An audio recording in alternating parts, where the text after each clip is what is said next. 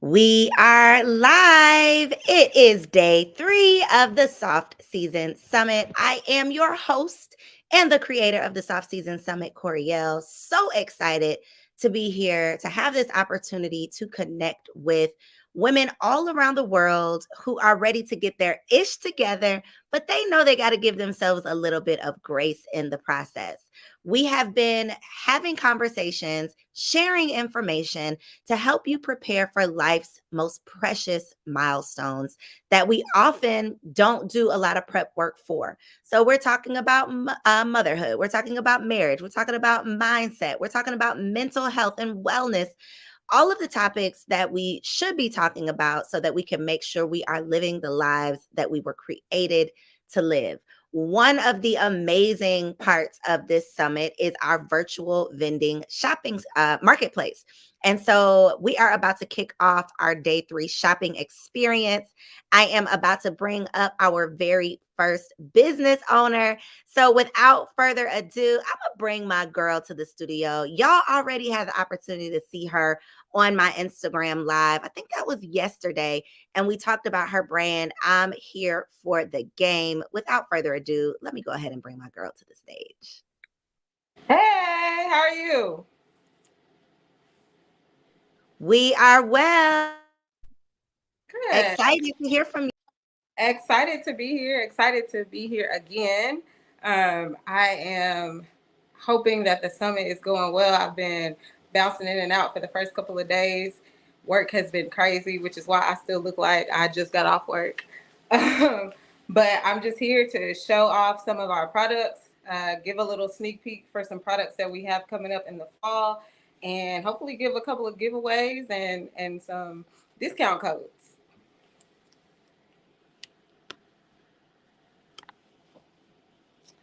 All right, so I'm Here for the Game is a brand for sports loving women that have exceptional style. I created this brand because I am an avid sports fan and could never find anything that actually fit my aesthetic. When I was looking for things to wear, it was always ill fitted or really, really pink or really, really full of sequins. So I'm just going to go through our product line. The first launch, the warm up, launched this month. I'm going to go through the products, the pieces in the warm up, and show off the fit on a couple of my models here today, and then give some information about how you can find us, a discount code, and then I'm going to have a small giveaway at the end of this series. So, the most popular piece of the warm up has been our denim hat. It's the I'm Here for the Game denim hat, and it comes in 3 colors. Comes in medium denim, light denim, and a black denim. It is versatile. You can dress it up, you can dress it down, you can wear it on game day with your team colors, with your team logo. I wear it to brunch. Sometimes I'm gaming for brunch. So this is our signature piece of our warm up line, and that is the first product, the denim hat. I'm going to show 2 of my bottles in the denim hat with our t-shirt and our 2 different versions of our t-shirts that both come in black and white.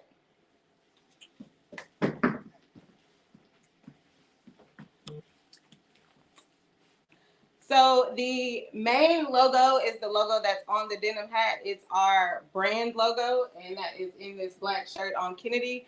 The logo t-shirts come in black and white right now in this version of our launch. We will start expanding more to other team colors and just fun colors for women to wear. And then we have our script logo tee, which just says I'm here for the game. It's for a more minimalist style, for the person that wants to dress up really heavily around the rest of their outfit, but keep their t-shirts minimum, and give the message to the people that you are here for the game. And both of our models are wearing the dark denim and the light denim hat. Thank you. Along with the hats come our hoodies, which is the second product on our line that everybody seems to love, but it's not the favorite. I'll show the fan favorite last. The hoodies come in both the original logo. It also comes in the logo script in both black and white. The hoodie size from size extra small to 2XL all t-shirt size from extra small to 5XL. So we have a wide variety of sizes. You can wear them fitted or you can wear them oversized. I love hoodies. I tell people it's always hoodie season. I'll throw a hoodie on in my house in freezing cold. I know a lot of us shop online and get hoodies a lot. The Gildan hoodie is pretty much the style of hoodie that everybody buys, but this is a little bit more structured, gives a little bit more luxury feel. The stitch, it feels a little bit heavier, and that's by design. It was curated that way because I want to have a feel where you can really dress it up or dress it down. We will go into some of the softer, more loose hoodies, and I'll give a preview of those too. The hoodie is in white and black in both the logo and the logo script. Goes well with the hats, goes well with jeans and heels. You can wear it with sweats. If you're a soccer mom and want to go to a game and just want to be relaxed, I've worn hoodies with work pants and just like dressed it up and played up for conferences when I don't have to, when I can be business casual. So that's what this hoodie is. Our next product, which is our most popular product, is our premium embroidered logo sweatshirt. Everyone loves this sweatshirt. It comes in white and black. It has the premium feel just like the hoodies. Very good stitching, very luxury, very durable, and it just gives you a little bit more custom feel with the embroidery. So the I'm Here for the Game logo sweatshirts come in black and white.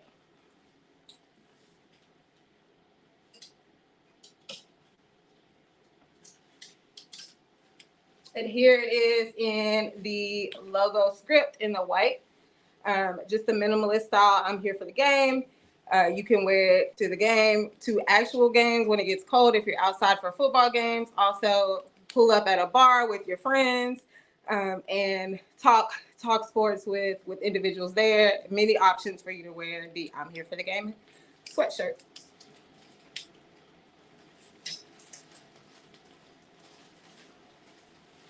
And then our one colored item that we have is our light windbreaker jackets that are going to be great transition from summer to fall.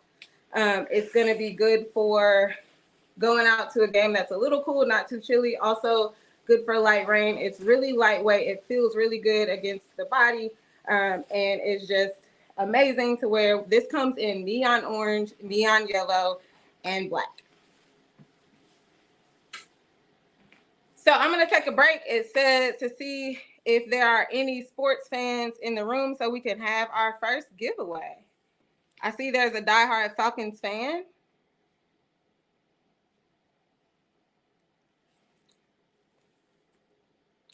So while I've been creating I'm Here for the Game, all of the sports fans who are following me have been asking, am I going to get team colors? Are there going to be customs for the teams that we represent? And the answer is absolutely. We're working on that. This line is just called the warm-up.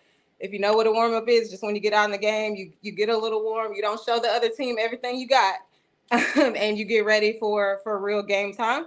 But if somebody can answer who won the Super Bowl last year, we will provide a free I'm Here for the Game custom hoodie.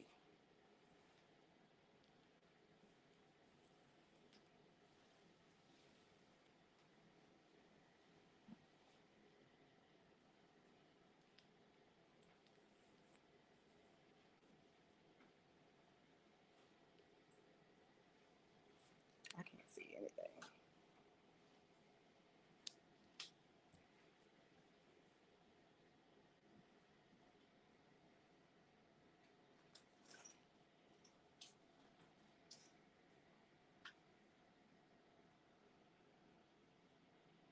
I don't think I'm seeing the chat in real time, but I do see Kansas from Diamond Pinterest on IG. If you would just follow and DM, I'm Here for the Game.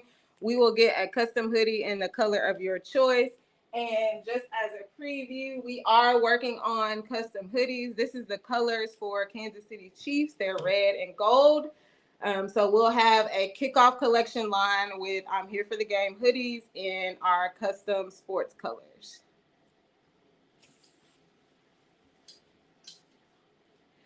In addition to that, everybody that is here at the Soft Summit can receive a 20% off code from our website, imhereforthegame.com. If you go to imhereforthegame.com at checkout, if you just enter the code SOFT, that's SOFT, you'll receive 20% off your entire purchase. And I am just going to take a quick second to show you some of the other products we have coming down. And you've seen everything from the warm up, but just to get an idea of what else we plan to create for the women's sports fans who like to be fashionable.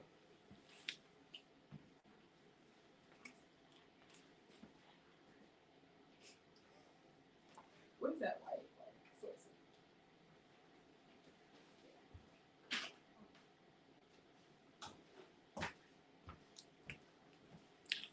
I'm back. So, of all of the products that I've seen, I haven't seen a lot of two pieces for women who like to be fashionable, but maybe not like to be really heavy at games. While we're still in summer and football season has started, we've created a two-piece sweatsuit with the I'm Here for the Game logo. It's a very good fit, feels very comfortable against the skin, and it's made for women, unlike sweatpants that we get that are men's sweatpants, but for games that fit really baggy, don't really structure our curves. So this is an item that we have coming down the pipe for the fall. You can dress it up. You can put a flannel over it, wear it with boots, wear it with sneakers, wear it with denim jackets. So these are on the way.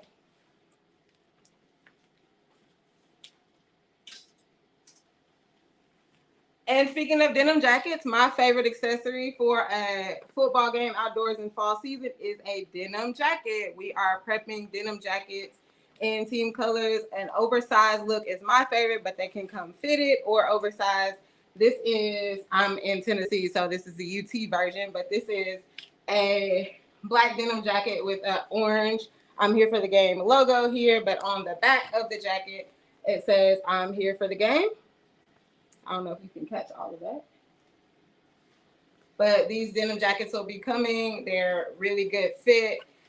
This is a large. I usually wear medium jackets, but I like to wear mine oversized. And here's the fit of the jacket.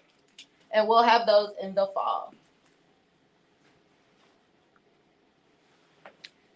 And for the final giveaway, I would just ask that anyone interested in sports, interested in attending games, if you are a soccer mom, a future sports wife, a coach, a former player, or just somebody that loves getting game or giving game, I'm going to ask that everyone follow me at I'm Here for the Game on Instagram, or go to imhereforthegame.com and subscribe from our email list.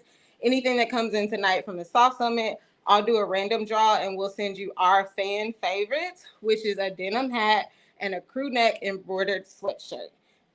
Thank you so much for your time. I hope you love all the products. I'm really excited to present these to you and where this company is going to grow. And just remember, I'm here for the game. Yes, we love it. Come on, models, doing Yes, a models. demo. I love it. Congratulations to Diamond for being the winner. If you are trying to be another giveaway winner, make sure that you subscribe to her email list. You can log on to imhereforthegame.com. Follow her on Instagram. And if I were you and I was really trying to win, I would follow her and send her a DM and let her know that you're following her from the Soft Season Summit. So at I'm Here for the Game on Instagram, imhereforthegame.com. We appreciate you. Congratulations on an amazing, unique business idea. And thank you so much for being a vendor here at the summit. Thanks for having me. Have a good night. You too. Listen, y'all, bomb.com. These are not like cookie cutter businesses that everybody and their mama are doing. Okay. I hope that y'all are seeing how creative the ladies have been for the last 3 nights. We've talked to perfumers, we've talked to skincare product creators. We had a hair care line creator last night. We are literally bringing y'all the people who are doing the dang thing. Okay. So we are going to keep this conversation going. We got another vendor who's backstage right now in the building, ready to come on stage. So without further ado, I am going to go ahead and bring Bahati Benjamin to the studio. Hey, I'm in here. I'm in here. Let's go. Yes. I'm so excited to be here. Thank you again, Coriel, for this amazing opportunity. Peace and light, everybody. I'm Bahati Benjamin. I want to take a moment to go kind of deep right now. Amazing products that we just saw. I can't wait to get that orange, though. I'm going to get that orange. But right now, I wanted to take a moment to start thinking about what it really means to be in a soft girl era, which to us at Belebe, it's all about the healing journey. So I'm going to do a presentation. Let's see.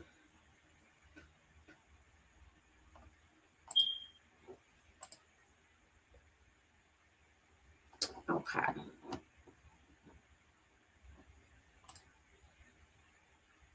Okay. So I'm going to talk a little bit about what it means to heal, a little bit about trauma.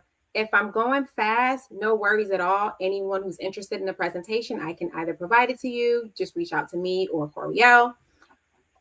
So let's get into it. Today, we're going to talk a little bit about who we are, Belebe, what it means to heal as we are entering or re-entering into our soft girl era. We're going to be talking about trauma and how we get into beading and beadwork as a healing modality, and a little bit about some upcoming events that we have going on. So I'll start with me. The name Belebe is actually from my name, Bahatia Keolet Benjamin, founded in 2012. I'm a researcher. I love math. I'm also a mathematician. I'm a wife and mom. I love to dance, specifically African dance and Zumba. And I'm going to share today with you one of my loves, which is beadwork as a practitioner. So as I said, started the brand in 2012. We're committed to creativity and healing through the art and practice of beading and beadwork. And we're also a growing community of practitioners who actively preserve the cultural significance of waist beading. So we do a lot of research around this to preserve the culture behind, the meaning behind as well, waist beading. So what do? We're actually out of Windsor, Connecticut. We started off in Hartford. We also have some work that we do in Manchester, New Hampshire as well. So the New England and tri-state area. We get together for lots of workshops and also private events in our studio. We do create waist beads, although we love to encourage people to make their own. We do create some beaded jewelry as well and dance belts for all of my African dance gurus out there. We're going to be launching some digital courses around healing, so please sign up for our email list and look out for that. We build community. We have a Journeys Through Life Rites of Passage program for young ladies aged 9 to 14. It's 5 months, and we take them through our framework. We also have a membership, and we empower. We have a practitioner training that will prepare people to build their own practice, just like we've done, for either self-healing or economic empowerment. So what we believe. As I mentioned, beadwork is one of my joys, and I've come to understand that beading and beadwork is a unique healing modality. It does a lot of things. It builds community, and it absolutely preserves culture. But one of the most special things about beadwork is that it gives us a moment to slow down, which is so important nowadays. So we're going to talk about emotional wounds. And like I said, I know it might get a little deep here, but we like to do this because if we're going to be in a soft era, we need to understand that we're worthy of not overworking ourselves. And the way to do that is to really deal with our healing, which is directly connected to some emotional wounds. So to be born is to have an emotional wound, right? We have emotional issues from our parents. That's because that's a part of life. However, it can go deep when it lasts more than, maybe a couple days, when the pain goes on and on, lasting weeks or even years, then we know that we have an emotional wound. This could be any difficult or traumatizing experience at all. And when we look at the prominent 5 emotional wounds, we're looking at rejection, abandonment, humiliation, betrayal, and injustice. Now, how do you know if you have an emotional wound? looking at like how society is right now, it can be difficult because we're all very, very busy. But some of these things will happen. Your body will tell you that you have an emotional wound. Anything from panic attacks, imagery rather, nightmares, disorientation, confusion, and sometimes survivors of trauma redirect their negative emotions towards family and friends. So we know that can happen as well. So sometimes the people who love us might say, well, you might want to think about talking to somebody. So that's another way that we know we have an emotional wound.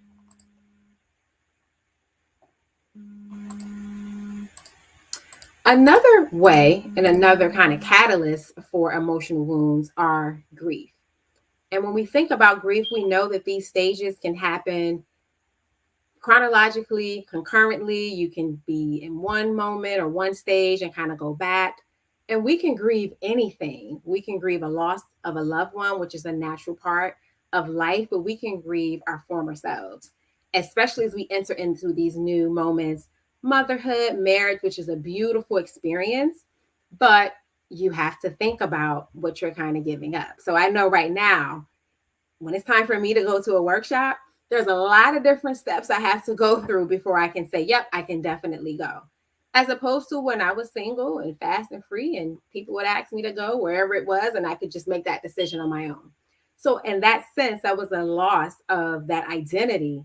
And so that's another part of grief. We can even grieve career paths, friends, and or ability. And an excellent show, which I don't know if you guys have been rewatching or watching for the first time on Netflix, Insecure. They do an amazing job of grief and how the relationships between partners and friendships and how that all plays out. So, a path to healing. We like to say we don't have all the answers, obviously, but through our research and building as a community, we do have a path. So, first, we want to acknowledge our power. We absolutely want to give ourselves grace. We want to identify the source or sources of our pain. We identify which modalities work for us. We're going to practice self love, and we address the root cause of emotional wounds. So, these are all steps that we can take as we are dealing with our healing journey, which is going to be consistent and perpetual as we continue to evolve and grow. So, what is a healing modality? So, we love to say that beading is a unique healing modality, but there's all kinds of healing modalities, and these are here are just a few. As I mentioned, I love to dance. I dance as well. We have nutrition, we have prayer, we have talk therapy, medication. There's even gardening, which isn't on this list. These are all things that help us to balance our body, mind, emotions, and spirit. Because we're multidimensional, we want to make sure that we integrate multiple modalities to help us be well. So, beading specifically, there are three things that make beading and beadwork unique. First, it's a mindfulness practice. So we know jewelry making is really big and very popular, which we love the big beads as well. But to do beadwork with seed beads, which are a couple millimeters or centimeters wide, the intricate nature of the seed beads demand that we slow down and give attention to what we're doing, especially when we create patterns. So in that sense, we come into a meditative state. We're able to slow down, and we get a lot of healing through that process. The other thing is if you're someone who loves beads, as we do, beads can be visually stimulating. When you're working with high quality materials, you'll find that a lot of the beads are very vibrant. And we also deal with color theory and color therapy in our practice as well. And so certain colors have certain meanings behind them, and that also aids in our healing as well. And then lastly, community building. So we know that healing is definitely personal because no one can do our work but us, but it's also communal, especially as we start talking about women of African descent. So similar to other creative outlets, whether it's a paint party or, people kind of cook together, whatever the case may be, we know that sharing time and space with people, especially from a creative standpoint, is an excellent way to heal and build community.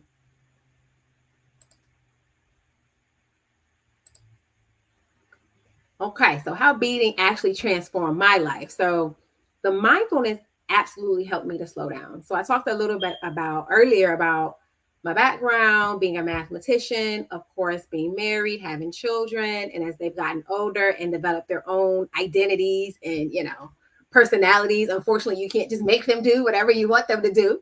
So they have their own thoughts and things that they want to do. And so the mindfulness of beading helped me to stay centered, because what we like to say is that it's important that we know who we are, what we were sent to this earth to do, and we need to have a practice to get confirmation about what it is we're supposed to do. So mindfulness was huge. Color therapy is huge as well. That actually helped me with my vision, my intention exercises, things that I'm trying to attract. Color is a huge part of our practice. For example, we know the color red. It means love, it represents speeding up, and it's a very intense color as opposed to something like brown, which is very earthy. So color therapy is huge. Economic empowerment. This practice has allowed me to be able to have other capital rather to travel, to support my kids and different things they want to do. And then the big one as well is cultural foundation. So I'm here in Connecticut, but I was actually born and raised in Chicago. Shout out to all my Midwest people and all my New England people, since I'm in Connecticut now. And through Beadwork, I was able to build a community and meet new women. And so that made all the difference as I tried to balance and find my way and navigate as a wife and mom here in Connecticut. So I don't know if you guys have any questions. We do have some upcoming events. We're going to be doing our monthly waist bead workshop. If you're in the Connecticut or tri-state area, yes, Danielle, you wear and love waist beads. Amazing. I also wanted to mention that we're going to be having a training in October where we will be training people to become practitioners of their own, whether or not they want to do it for self-healing or to build their own business for economic empowerment. I will mention that waist beads specifically traditionally are made with cotton strings, so they're tied on. Our beads are made with clasps, so they can be taken on and off. So we don't have that traditional aspect. And we do that because with us, we're using color therapy. And so it means something when we have certain colors on. So we don't just make a bead and just add it to the others. We focus on what it is we're trying to accomplish, and we have the class so that after we have achieved what we're looking to do, we can go ahead and create another set. So that's something else I wanted to mention.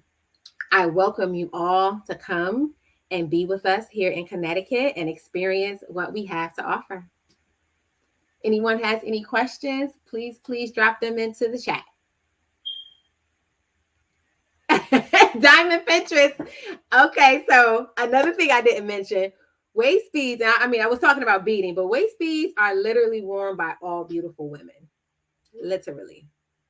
There's no size. And traditionally, waist beads are worn underneath your clothes for your special, your special person. So it's a very sacred tradition. Some people now wear them on the beach and they wear them out, which is awesome as well. But traditionally, it's really for you and your, whoever you're intimate with like that. It's a personal item, and it becomes a promise to you about what you said you were going to do. And once you accomplish what you say you're going to do, you have that physical reminder of it. So shout out to all my waist bead creators and wearers. I hope you guys go to our website, follow us on Instagram so that we can stay in touch. And like I said, if you guys want a copy of the presentation, you can just go to our website or reach out to Coriel if that's fine. And we'll absolutely make sure that you get a copy.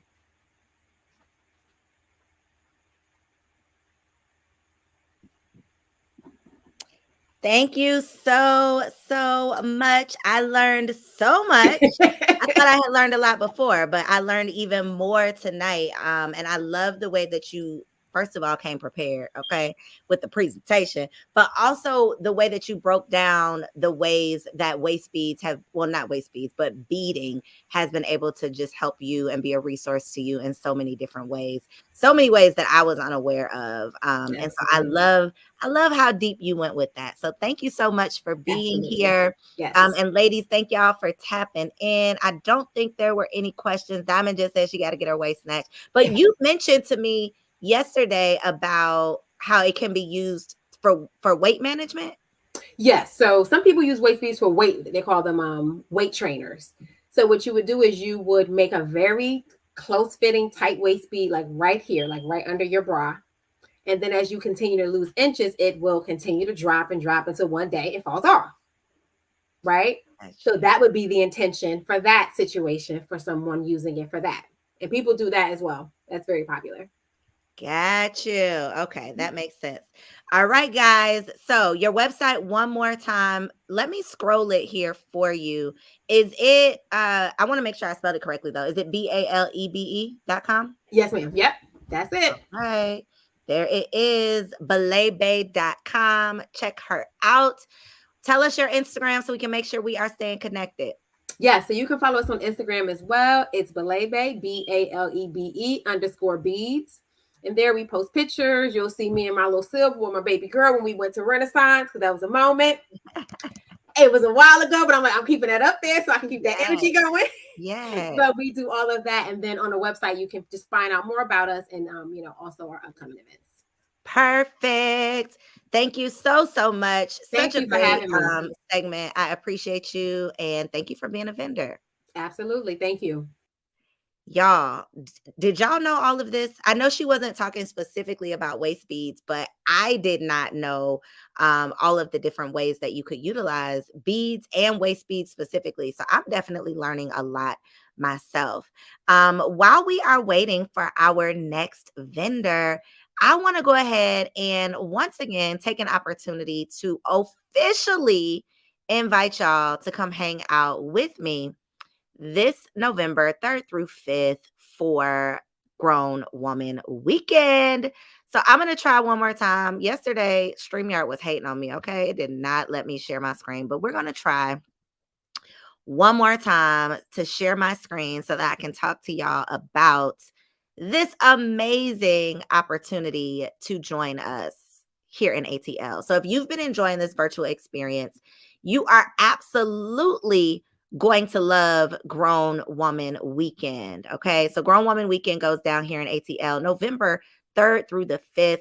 Friday, we are kicking off the experience with a champagne toast where you are going to get to mingle, connect with, rub elbows with some of Atlanta's most notable leading ladies, entrepreneurs, leaders. I don't want to say influencers. I feel like that's such a watered down term these days, but people who are doing the damn thing, not just talking about it, but really are about it. We're going to be honoring these ladies with the Grown Woman Award. So we're going to be toasting to their success on Friday night. We're going to give you a little welcome to Atlanta mixer.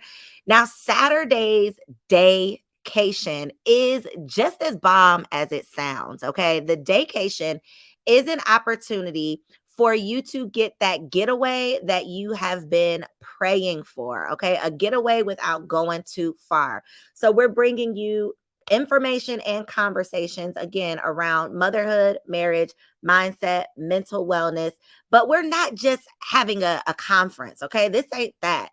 We're bringing you fireside chats, panel conversations, beauty and wellness services.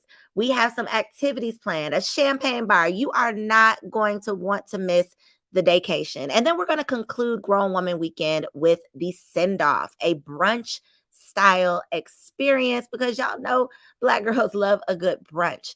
Again, November 3rd through 5th here in ATL, it is where it is going down. Now, because you all are here at the Soft Season Summit, you can log on to grownwomanweekend.com between now and tomorrow and purchase your ticket. Nobody else knows about Grown Woman Weekend yet. So once I make the announcement, after tomorrow, this is going to be an application only event. So if you want to get in where you fit in without having to go through the process of applying, and you want to take advantage of saving $100 off of your pass, make sure you log on to grownwomanweekend.com so that you can get in where you fit in and keep the conversation going with us this fall. I am dropping the link in the chat where you can log on to join the fun. And we have another vendor coming into the studio. So without further ado, I am going to introduce you all to the brains, the beauty, the boss behind Melon Brand. Welcome to the Soft Season Summit. Good evening. How are you? We are well. So excited to see you. Yes, likewise. So I am Patrice Chappelle. I am the CEO and co-founder of Melon Brand Skin, which is a natural skincare company for Black and Brown children. So tonight I will be showcasing some of our products. And if you all have any questions, feel free to ask. I'll be leaving you guys with my website as well as my social media. So make sure that you all follow us and support us.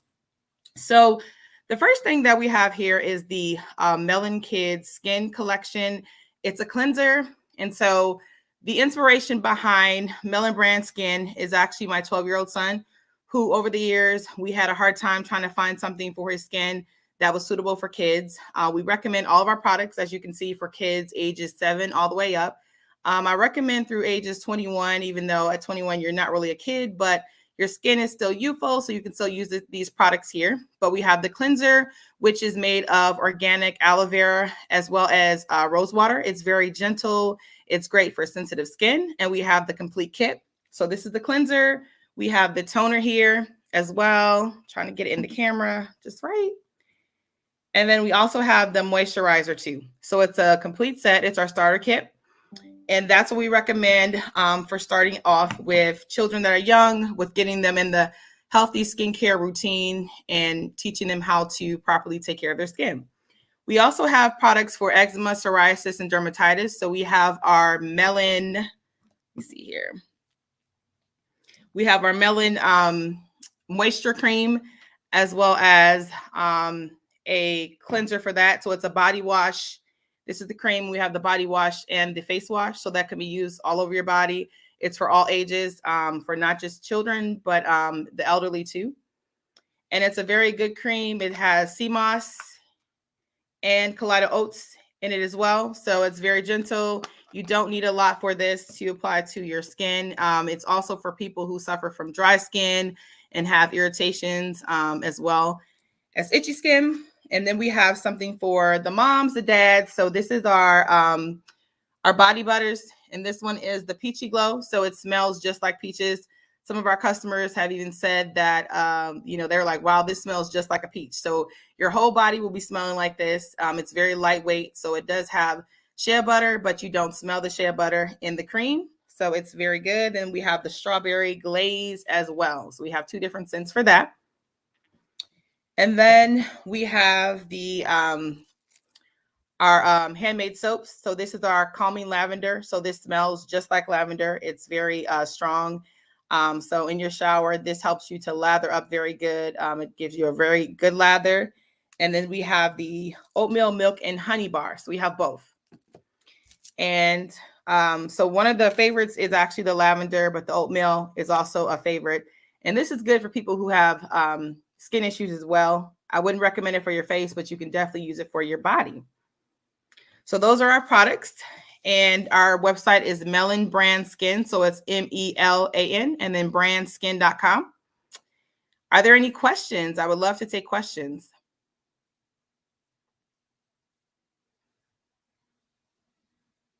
And some of the other things about our company, while I'm waiting for any questions to come in, is that we launched, we're brand new. So we just launched in May. So we're 3 months out. I actually started this company because, like I said, my son, for his 12th birthday, I gave him $1,200 to start the company. And, this was something that was in the making for a long time. And so after I got laid off, I just jumped on it and got started.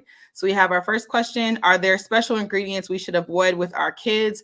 So I would say that there would be quite a few ingredients that you probably should avoid. However, in our starter kit, we purposely made sure that it was formulated for children and for those with sensitive skin. Even though it's for children, we do have adults who use the product, such as myself.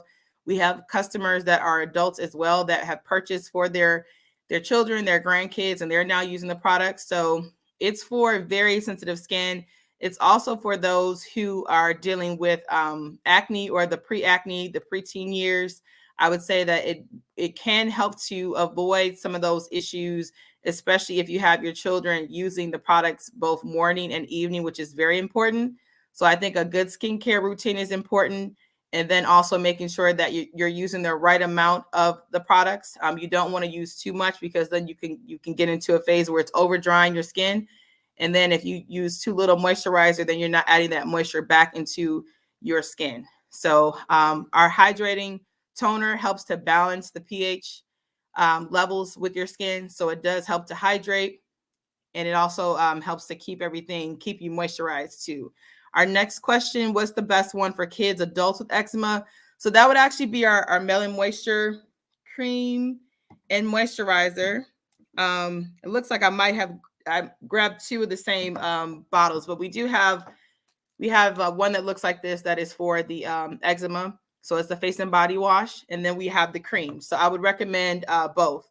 If they're just starting out and you have something that you're using as a body wash that you feel is good for the eczema, then you can use that. If not, we do have something for that, which is that body wash and face wash. It's safe for both body and face, but I would highly recommend our Melon Moisture skincare line for that. And you can use that on babies, like I said, all the way up through those who are older. So there's no age limits on that.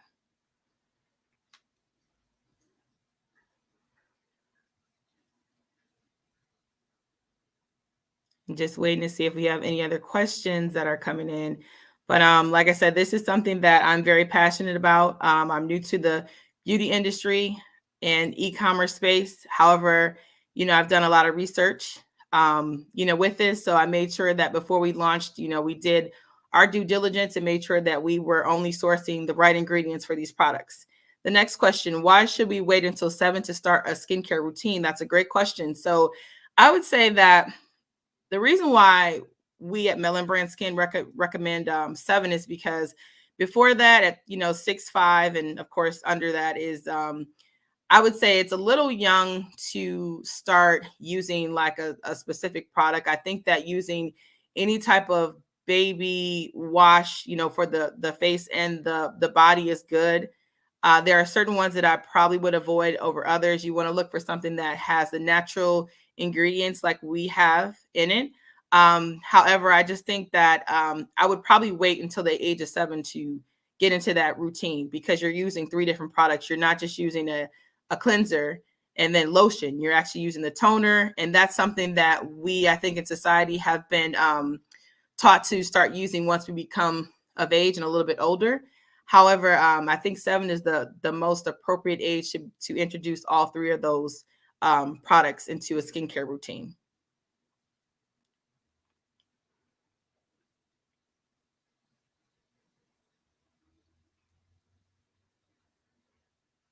And we're very active, I would say, on TikTok and Instagram. So we do post regularly on TikTok. So you'll see some of the videos that we share. We've been very busy in August, and I would say last month too, with events and things like that. So going around to different cities and things like that, doing expo vending events. So we're there as well. Just make sure that you stay connected with us, because we may be in a city near you or your city soon, and in person, where you can actually meet us and you can actually take a look at the products too. When you do sign up on our website, melonbrandskin.com, for your first order, you get 10% off. So be sure to take advantage of that. And sooner rather than later, we'll start sending out, just keeping you abreast of all the things that we're doing. Still trying to get into the groove of how quickly we are growing and moving on. So I have to start sending out newsletters to my clients that we have, customers and followers, but be sure to sign up for that too.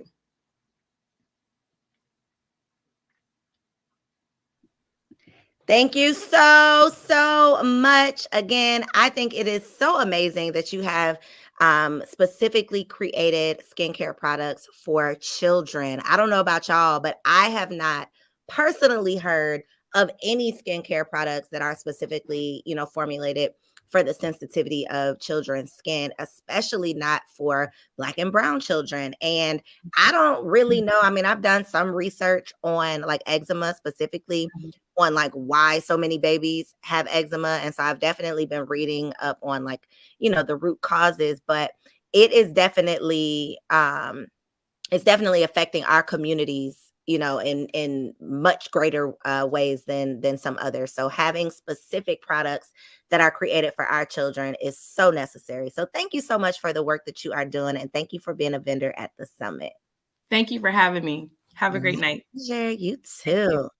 Y'all, bomb.com. How many of y'all know of skincare lines specifically crafted for children? I've personally never heard of any.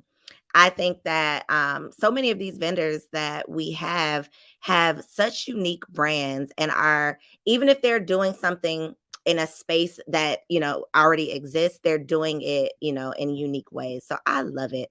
I love people who are thinking out of the box and coming up with unique brand ideas. How do I sign in? Hey, Jennifer, you should have a link, girl. I emailed you. I think that you replied to the email. Hold on. Hold on, Jennifer. I'll send it to you. And then that is going to be our last vendor. And then at 7:00, all my single ladies, okay? All my single ladies, put your hands up, because at 7:00, Allison Wellington will be in the studio sharing with you all how you can step into your soft single season. Jennifer, check your email. I just resent the link so that you can get signed in. While we are waiting, though, let me just give y'all another little sneak peek of, let me see, can I do it while we're waiting on Jennifer? Let me give y'all a sneak peek of where we're going to be.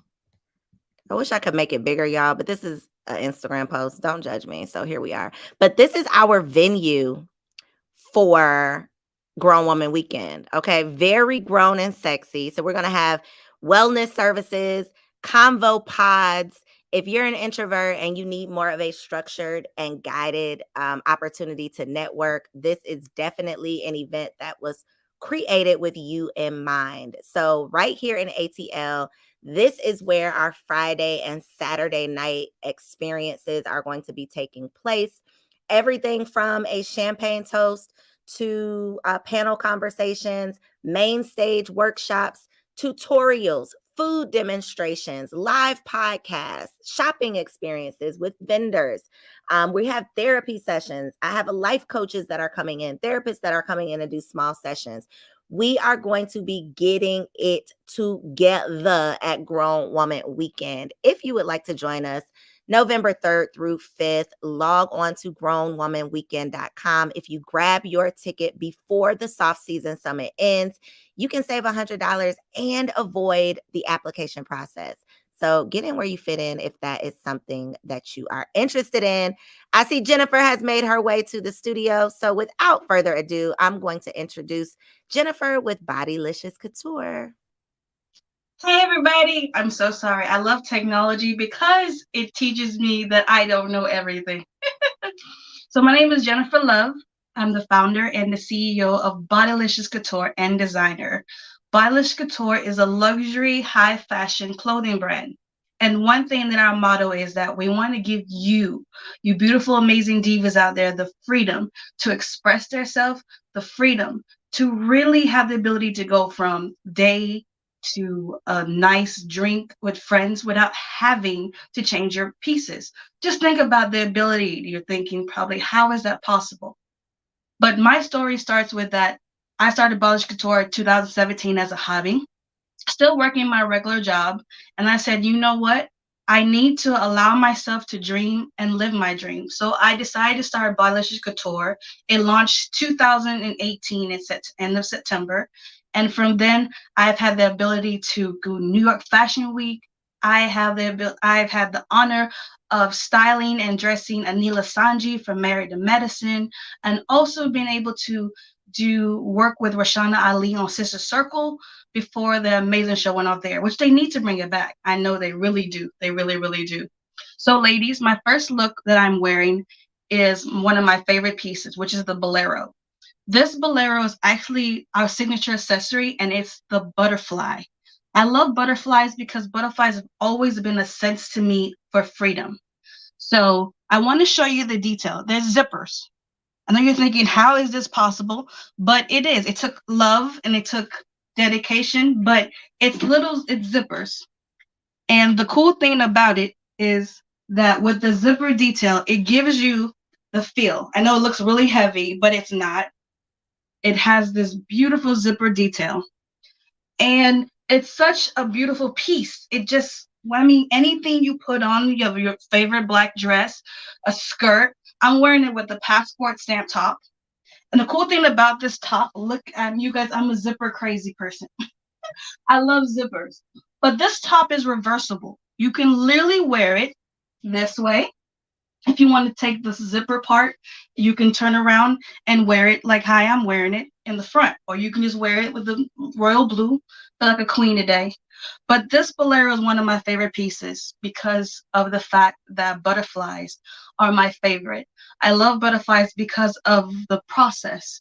So the process of them going from the caterpillar to a butterfly. And that's how my life has been. I had a mental breakdown in 2018, and my clothing line, Balish Couture, saved my life. It gave me meaning. It gave me the reason to live, the reason to wake up every day. So this is why I do this, because I love it and it saved my life. So this is the passport stamp top, the royal blue that I'm wearing. Another piece of mine that I love is the Hawaiian ocean top. Now you wonder why Hawaii. My heart goes out to all the people in Maui right now that are going through what they're going through. My heart and prayers go out to you. So if you know anybody there, my heart and prayers go out to you and your family. But my family's from Honolulu, Hawaii, my father. And this shirt was inspired by that. This lovely printed top right here that you see. The crazy thing about it is, yes, the sleeves, honey, zip off. I told you I'm giving you the freedom to go. I mean, you can wear it with the sleeves off, or you can wear it with the sleeves on. On or off. And the crazy thing about it is that you can take both sleeves off, or you can leave one sleeve off and have one sleeve on. And it's this lovely print that I love. All the pieces you see here are my sample pieces, but if you head over to the website, we go from 0 to 18. This top will be small. We have small, extra small, medium, large, and extra large for the tops that I'm wearing. I'm wearing a large right now. And you can see that beautiful rose detail on my sleeve. But this is the Hawaiian ocean top. Nope. And this collar is a black satin. And this is a nice wave print. And it represents the waters. If you ever have been to Hawaii, you can literally see at the bottom of the sea. Beautiful. And the beautiful people there as well are beautiful. So this is the Hawaiian ocean top sleeves. And the zipper detail, even if you have the sleeves on, there's a zipper detail on the sleeves. I want to give you freedom, ladies. I want you to be able to go to work. I want you to be able to go to drinks with friends, out on a date. You know, your man call you, be like, 20 minutes, be ready. And you're like, oh, what do I have to wear? You know us talking about how we don't ever have anything to wear. This is it. Now, my next piece is the Egyptian goddess dress for all my goddesses out there. Beyonce has made us feel like divas, which we are. This dress is your little black dress. Every woman has a little black dress that she loves. This is the piece of resistance. It is made of jersey net, which I wanted to do because then it gives you the stretch you need, ladies. And also check out the hoodie. A lot of people don't think of putting hoodies on a dress, especially a dress that you can go out on a date. I just thought the hoodie was beautiful with the lace. And the cool thing about the lace is that it has this beautiful flower detail. Look at that. If you don't want to keep the hoodie on, you don't have to. Once again, I told you I love zippers. Check this out. You can literally zip it off. You can zip it off. You can zip it off if you don't want to keep the hoodie on. You can zip it off. It is something that I just wanted to get. And then you have this amazing zipper detail when you do. Once again, freedom, you guys, the freedom. That's what our motto is versatility designed with endless possibilities. The endless possibilities that you have. This is the Egyptian goddess dress. The sizes on this one is from 0 to 18. Thank you. Oh my goodness. Thank you, T Brown. I appreciate it. I do, because when you go shopping, we always have this mindset of what we're looking for. But then we would love to have it in 3 or 4 different ways of us wearing it. And for all my ladies who have weddings to attend or getting prepared for that mental state, for parties, for your jobs, Christmas time, where your business, your jobs, and have those Christmas parties. Thank you, Dollface. This right here is the Ella Louise dress. And this dress was named after my great aunt and my grandmother. My grandmother died when I was 3, but my great aunt raised me like her own granddaughter and treated me like her granddaughter.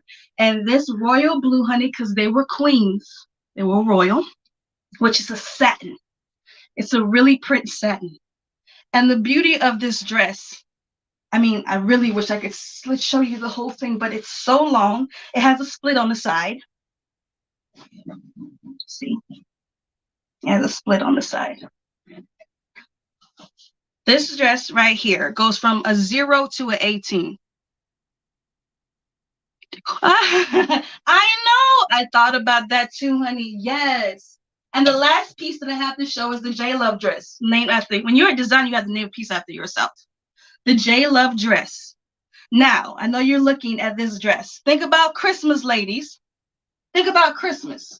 When you're getting ready to go out with your girls, how you can switch it up on them. It turns into a skirt and a shirt. I don't think you understand when I say that I'm giving you the freedom. Literally, look at that. And there's a little zipper piece on the side. If you're wondering, is it going to fall off? No, darling. There's a little zipper piece on the side to get you, so you don't have to worry about it. But yes, it's a top and a skirt. So if you don't want to wear it as a dress, it's a top and a skirt. 3-in-1. I call it the J Love 3-in-1 dress. This color is not available yet, but it's coming soon for your holiday parties. For your Christmas and your New Year turn up for the New Year, I got you coming. But there is available. It's a teal with a beautiful blue tone. And I also have the Mystique. And there's a lot of other pieces on the website that I didn't have time to show you. But Bodylicious Couture is versatility, design with endless possibilities. That's the one I want to give you, all you beautiful, amazing ladies out there. Thank you, T Brown. Thank you, Diamond, for your amazing comments. And thank you, Core, for this opportunity. All these pieces that you see here are available. Sizes are 0 to 18. For the tops, a small, extra small, medium, large, and extra large. And head over to @the Bodylicious Couture on Instagram and Facebook. If you want to know more, and if you want to see more of the amazing designs that I have, head over to bodyliciouscouture.com. If there are any questions, or if you want to see another piece, let me know.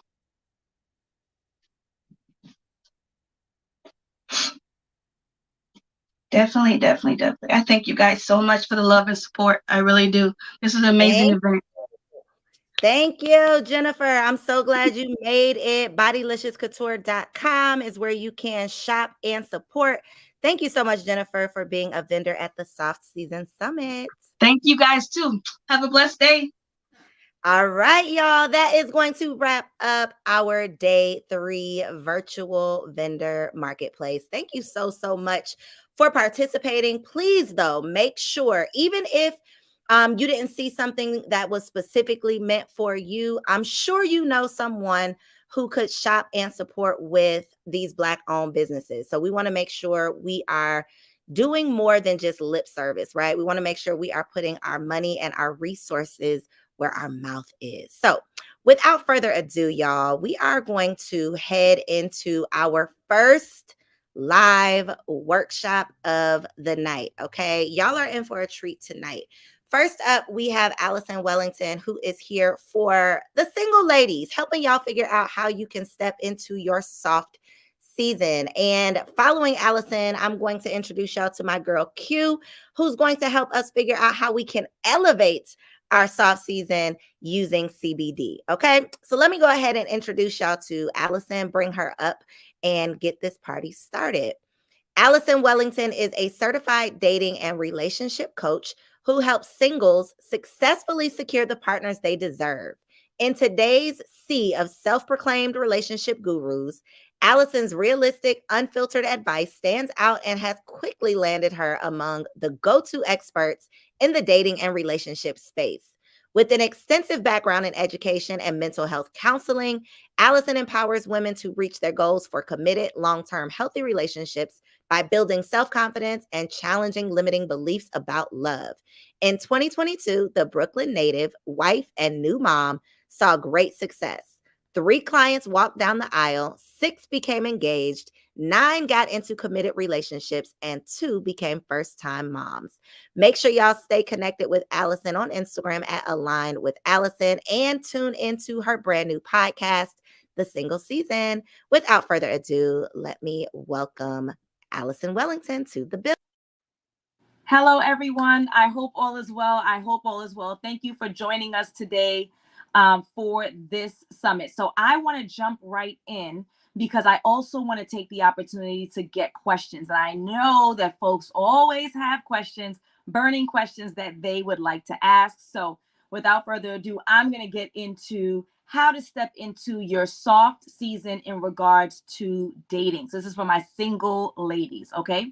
So first and foremost, once we recognize that partnership is a part of our success as a person and can be a part of, if we choose right, our soft season, that is what we need to understand before we even get into, Allison, which dating apps are right for me and what do I write on the profile and where do I find the single men, right? Like you need to understand and appreciate the value of committed, healthy relationships. And the fact that if you are in a committed, healthy relationship, that in itself is what allows you to be in your soft season. So what do I mean by that?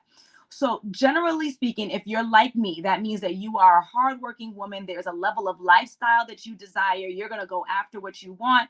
Like that's the kind of person that you are. Then you're going to continue to do that regardless to whether or not you have a partner. But how much longer is it going to take for you to reach those goals, right? So you want to purchase a house?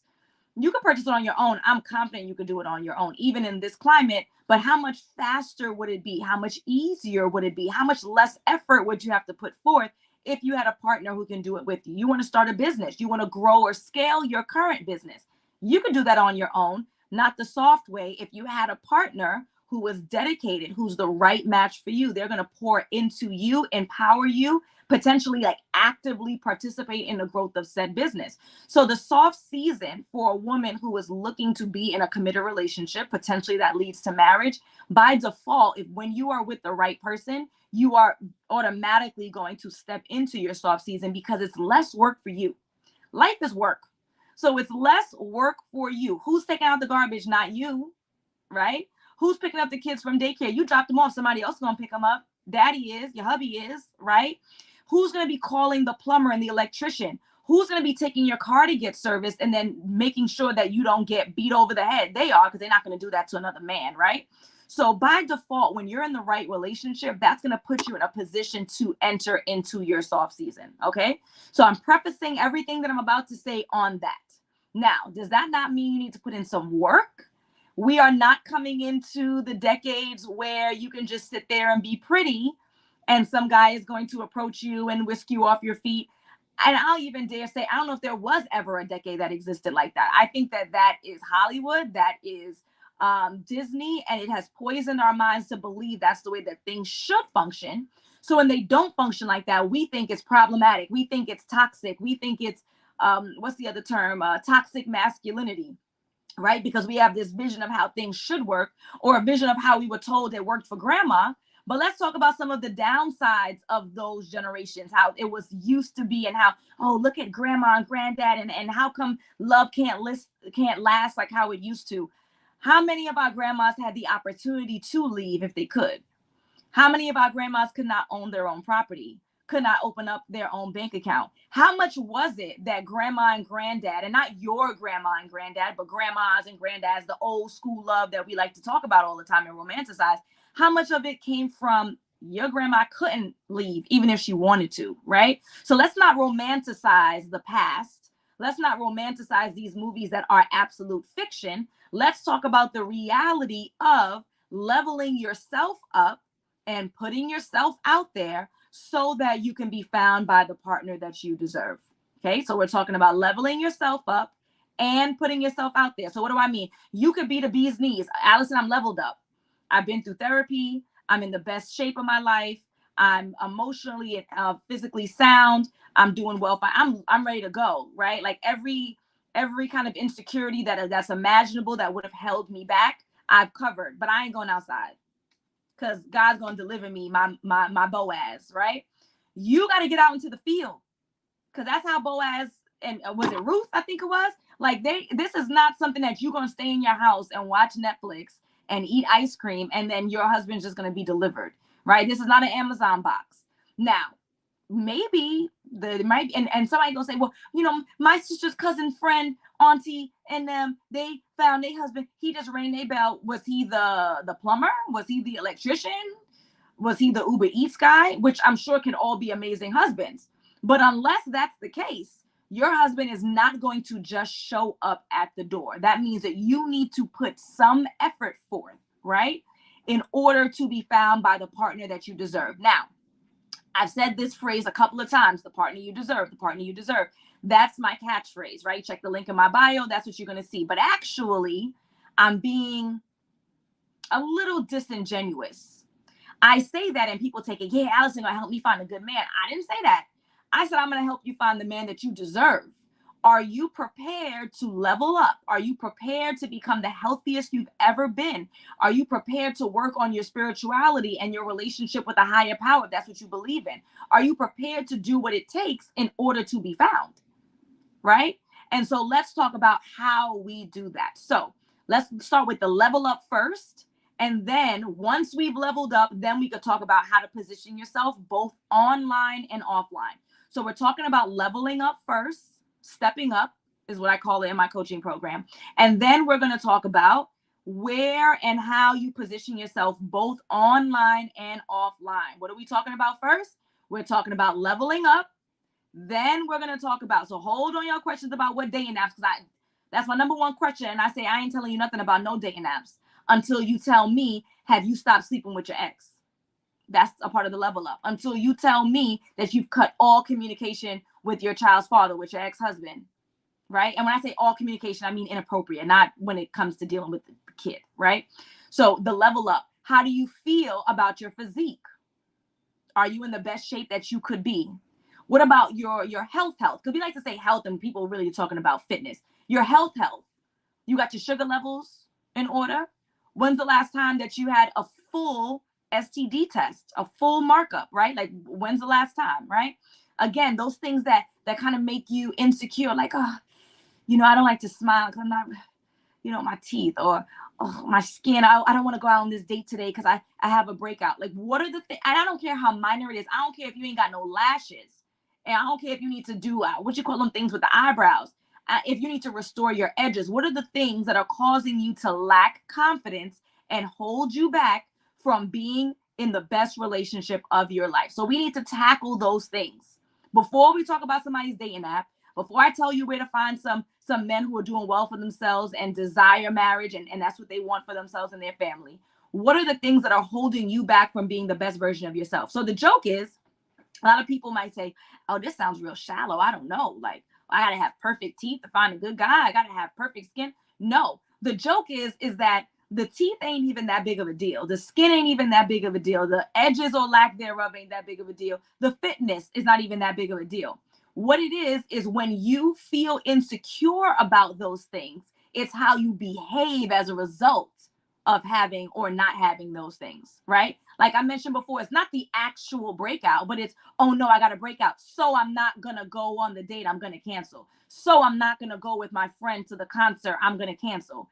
The skin in itself, no one has perfect skin, but it's your reaction to it that holds you back from getting out there and being confident. When we talk about someone being attractive, we kind of mix that language up. When we say attractive, we're thinking cute, right? Handsome, beautiful. But attractive by definition does not necessarily mean that this person is, or at least the first definition does not necessarily mean that this person is handsome or beautiful. Attract, do you draw people into you, right? I don't know if any of you, I'm a history person. I have my bachelor's degree is actually in history education. And I don't know if you guys are familiar with like, was it Marilyn Manson, the other guy, Jim Jones in Guyana, like those kind of people who can draw you, or not you, but draw people into cults, right? And you're thinking like, what kind of fool would fall for this? And then you're going to drink the Kool-Aid, and right? Because they're charismatic, because they exude an energy of, I want to be around this person, because they are confident. Those who lack the confidence become followers, right? And so what I need you to do is not only, oh, Allison is super shallow, she's talking about going to a dermatologist to clean up her skin, and that's how you're going to find you a man. No, it's about you reducing your insecurity so that you feel better about yourself, so that you are more confident about yourself, so that you put yourself out there, like you actually go outside, right? And we're talking about the level up now. We're going to talk about where to go in a second, but I can't tell you where to go if you're not willing to go. So we need to work on the things that's going to put you outside so that you're willing to go, right? So it's not about the skin. It's not about the teeth. It's not about the weight specifically. It's about how you feel about those things and how they're holding you back from taking action, and how you have potentially have an unrealistic expectation that somebody's just supposed to be just delivered to your home when you don't have to go outside. You got to go outside. You're either going outside or you're going virtual. And I recommend that you do both. Okay. So what I want you to do, and this is what I'm actually currently doing in my challenge. I have a challenge right now, the alignment assignment. And I'm asking those who are part of the challenge to come up with 4 things that they don't like about themselves, internally or externally. Internally can be, I'm a poor money manager. I need to get my finance. I make good money. I need to get my finances in order. I'm living paycheck to paycheck and I shouldn't, right? Like I make enough.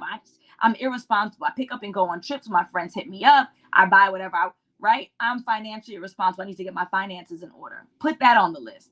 I'm argumentative. That was my problem. I'm sure you can tell. I'm the hardback Brooklynite, right? With a Caribbean background. So I'm argumentative. Guess what? That's unattractive, right? And we say that. We say unattractive for behaviors. We say unattractive for traits. It's not only whether or not the guy is handsome or the woman is beautiful. It's unattractive to have a woman who, or man, but especially a woman, just be honest, who is argumentative. You know what's going to happen potentially with a partner that is with someone who's argumentative? When they come home and they pull up in the driveway, or I'm in Brooklyn, hardly any driveways, in front of the house to park, right? And it's like, damn, I don't want to go in there because she always got something going on. She always carrying on. She always making a scene. I'm just going to chill, scroll through my phone. And then that's 5 minutes, 10 minutes, 30 minutes away and outside of the home. And if there's children in the house, now my argumentative self, I'm getting angry because you're wasting time. I don't got time to look out the window to see where you are and when you're going to help me relieve me from these kids, right? So now I got even more reason to carry on and make a scene when you come in the house. 30 minutes becomes an hour. An hour becomes, let me go grab drinks with my coworkers after work so she don't see the car outside. Then it's, I met some woman at that bar. Then it's, now, am I saying that a partner has a right to cheat because your girlfriend or wife is argumentative? Absolutely not. But I'm also not going to create an environment that causes more conflict than what I need. I don't want to create an environment that causes more conflict than what I need. So I knew for me, in order for me to level up to become the best version of me, I needed to work on me being argumentative. As I said, internal, external, it doesn't matter. You need to come up with a list of 4 things that hold you back from becoming the best version of you, and you need to work on said things. If that means working on said things with a therapist, do it. There is no shame, and I'm so glad that the stigma is beginning to kind of dissipate, but there's no shame in reaching out to a therapist. If you know that you have trust issues, if you know that you got daddy issues, you got mommy issues, whatever your issues, you need to hire someone who is trained and can specifically help you. There was a woman, I was at a speaking event in DC, and there's a woman who approached me. She said, Allison, I've been following you, and I want to work with you. And I can't remember specifically. I'm sorry, this story is falling apart. Can't remember specifically, but there was something that gave me the impression that she's been through more than what meets the eye. She mentioned she was in the military. That was like check number one in my head. Women in the military many times don't have a positive experience, right? And then something else that she said, and I said, "Can I ask you a private question?" Right? We're at a table, we're private, but it was like lunchtime during this conference in DC. I said, "Can I ask you a private question?" She said, "Yes." I said, "Have you ever been sexually assaulted?" Tears. I was like, "Oh shit. Why did I do this? Why did I this is not the place, right?" But we were so deep in conversation. I said, "Let me tell you, it would be unethical for me to work with you to help you be found by the partner you deserve right now." Right? Because you need to process that trauma before you can't get into a healthy, committed relationship unless you've processed some traumas like that. And the others, like I mentioned, mommy issues, daddy issues, trust issues, low confidence. Like these are things that are going to destroy your romantic relationships. You're constantly going to not trust that this person loves you the way that they say that they do, because how could they when you're so imperfect, right? So many things that are wrong with you. If you try to get sexually intimate and you're a victim of sexual assault, that's a problem, right? Because that every touch you might be flinching, right? And so now this person is continuously rejected and they don't understand why, especially if you didn't tell them. We need to work on ourselves internally and externally to show up as the best versions of ourselves for ourselves, but also by default for everyone else that we have a relationship with.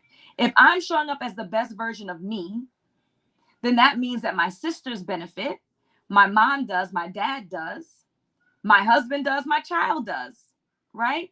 Everyone I have a relationship with, my colleagues, everyone wins when I'm the best version of me, showing up as the best version of myself. Me primarily, number one, and everyone else that I have a relationship with. It doesn't have to be only romantic, everyone. Second point as to why you need to level up, whatever level up looks like for you. I gave you both internal and external examples. The second reason you need to level up is because, and I say this lovingly, a lot of my ladies are delusional about what they say that they deserve. Why do I say that? Because they are commanding and demanding that the partner that they deserve has more or does more than what they do. What do I mean by that? One of the number one non-negotiables are the behaviors and traits that a partner must seemingly have in order for you to continue to see them, or a potential partner must seemingly have in order for me to continue to see them, right? So one of the non-negotiables, number one non-negotiable, I need me a God-fearing man. I need me a God-fearing man. And so, all right, so tell me about your relationship with God. Oh, sometimes I pray and I don't really have a home church. I haven't really been in church since before COVID. Why would this God-fearing man want you? Right? I'm not saying that there are not couples where one partner goes to church and the other one doesn't. But generally speaking, people want to be equally yoked, even men. Even men. And I'm going to take a moment out and defend the gentleman for a moment. We as a society, we as women are asking men to be more self-aware, to be more emotionally sound, or to be better communicators than they've been historically, right? We're asking these things of men. We're basically asking them to lean into their feminine energy, which we all have masculine and feminine energy. We're just on a spectrum, right? That's what we're asking.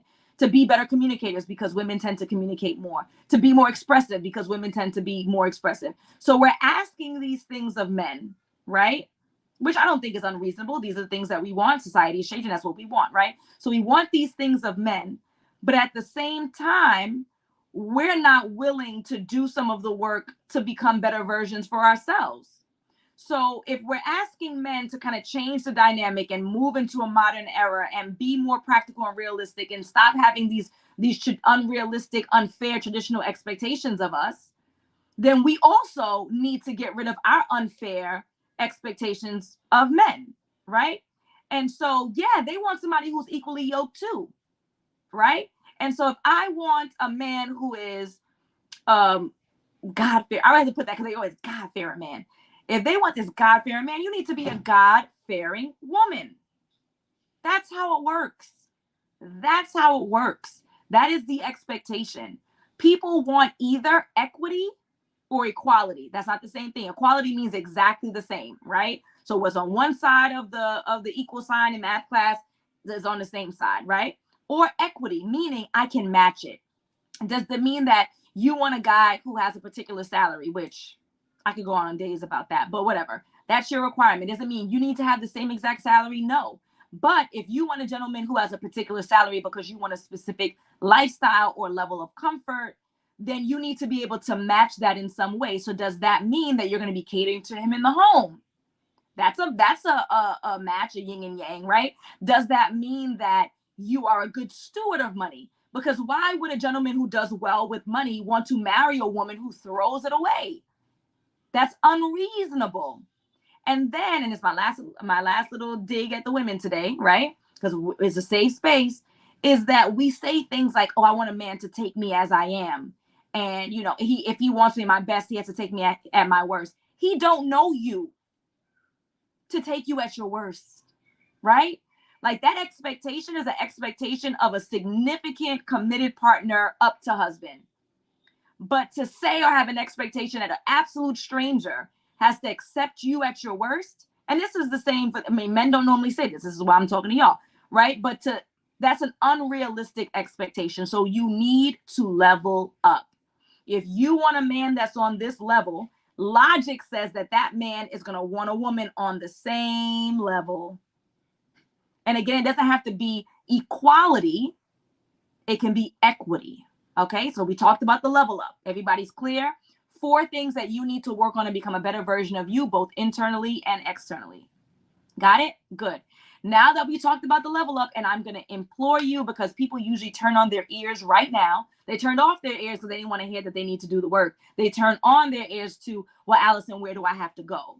Right?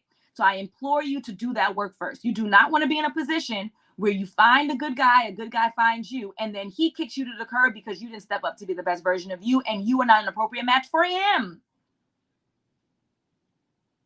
We don't want that. So do the part A, first step, do that part first, please. And then we're going to get into part B, which is what I'm about to cover right now. Okay.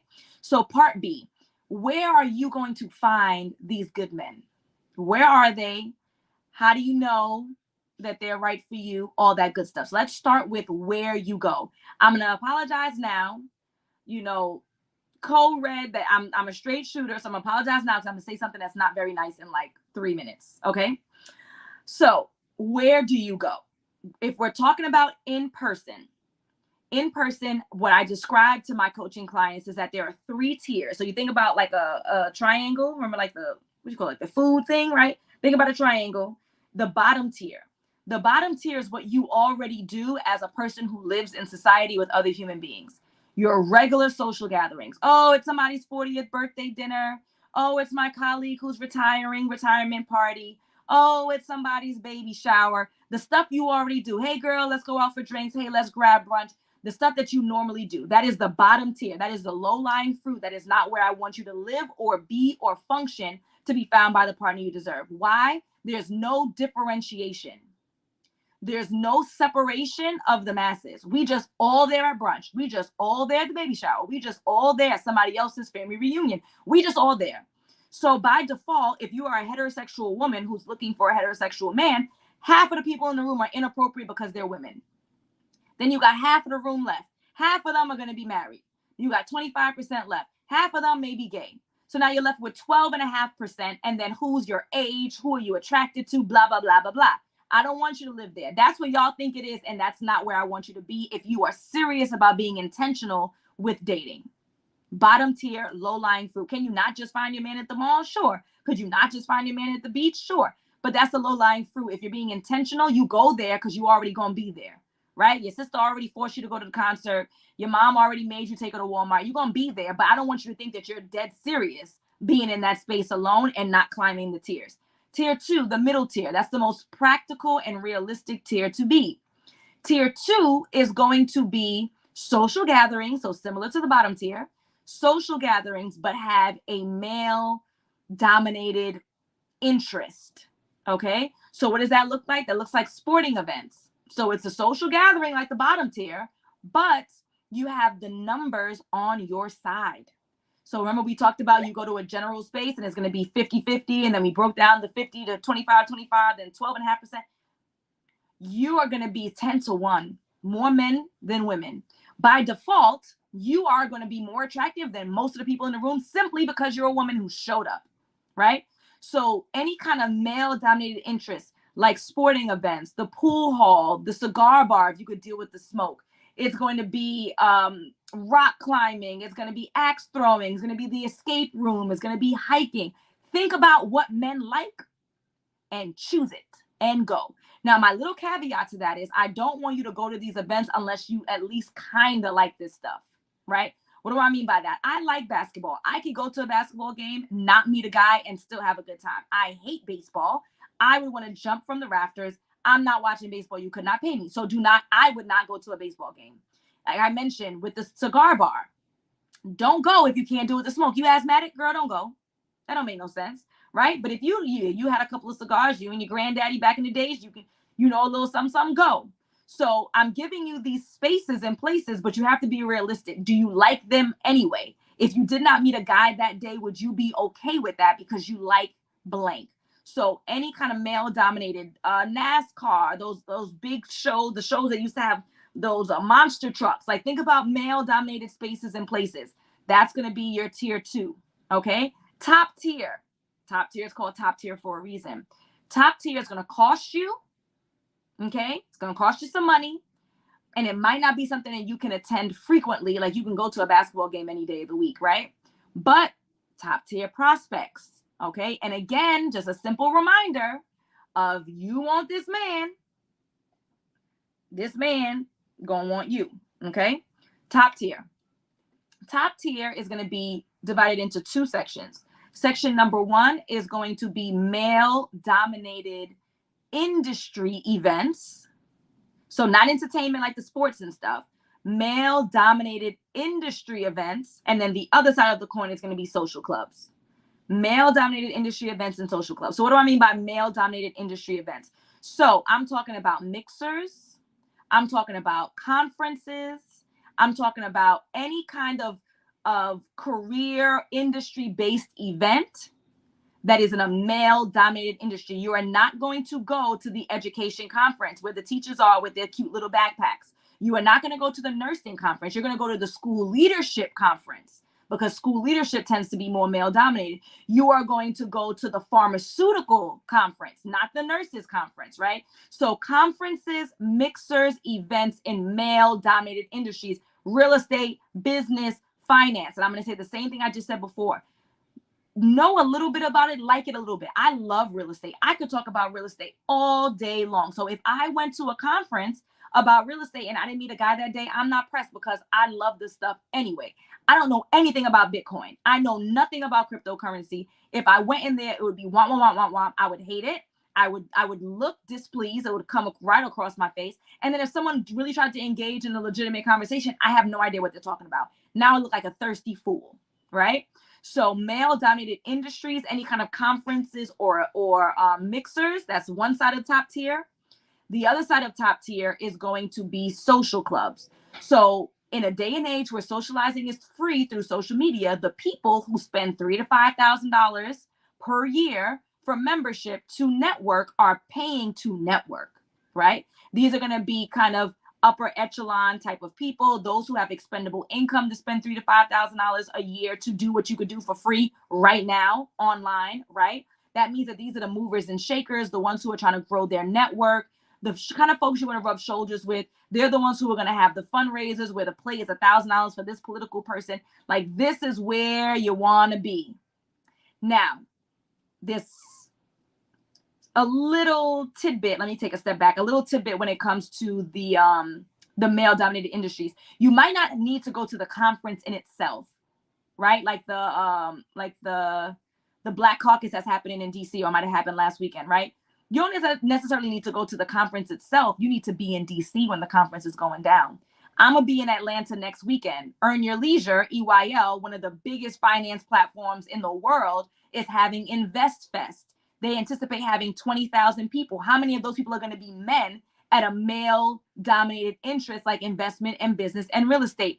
Thousands, right? So you may not necessarily attend the event. You need to be in the goings on. So there's going to be the pre-party on Friday. There's going to be the bar that's hosting this on Saturday. There's going to be the after party. So you may not necessarily have to attend the event in itself, or maybe you might not have access depending on tickets and blah, blah, blah. You need to be around.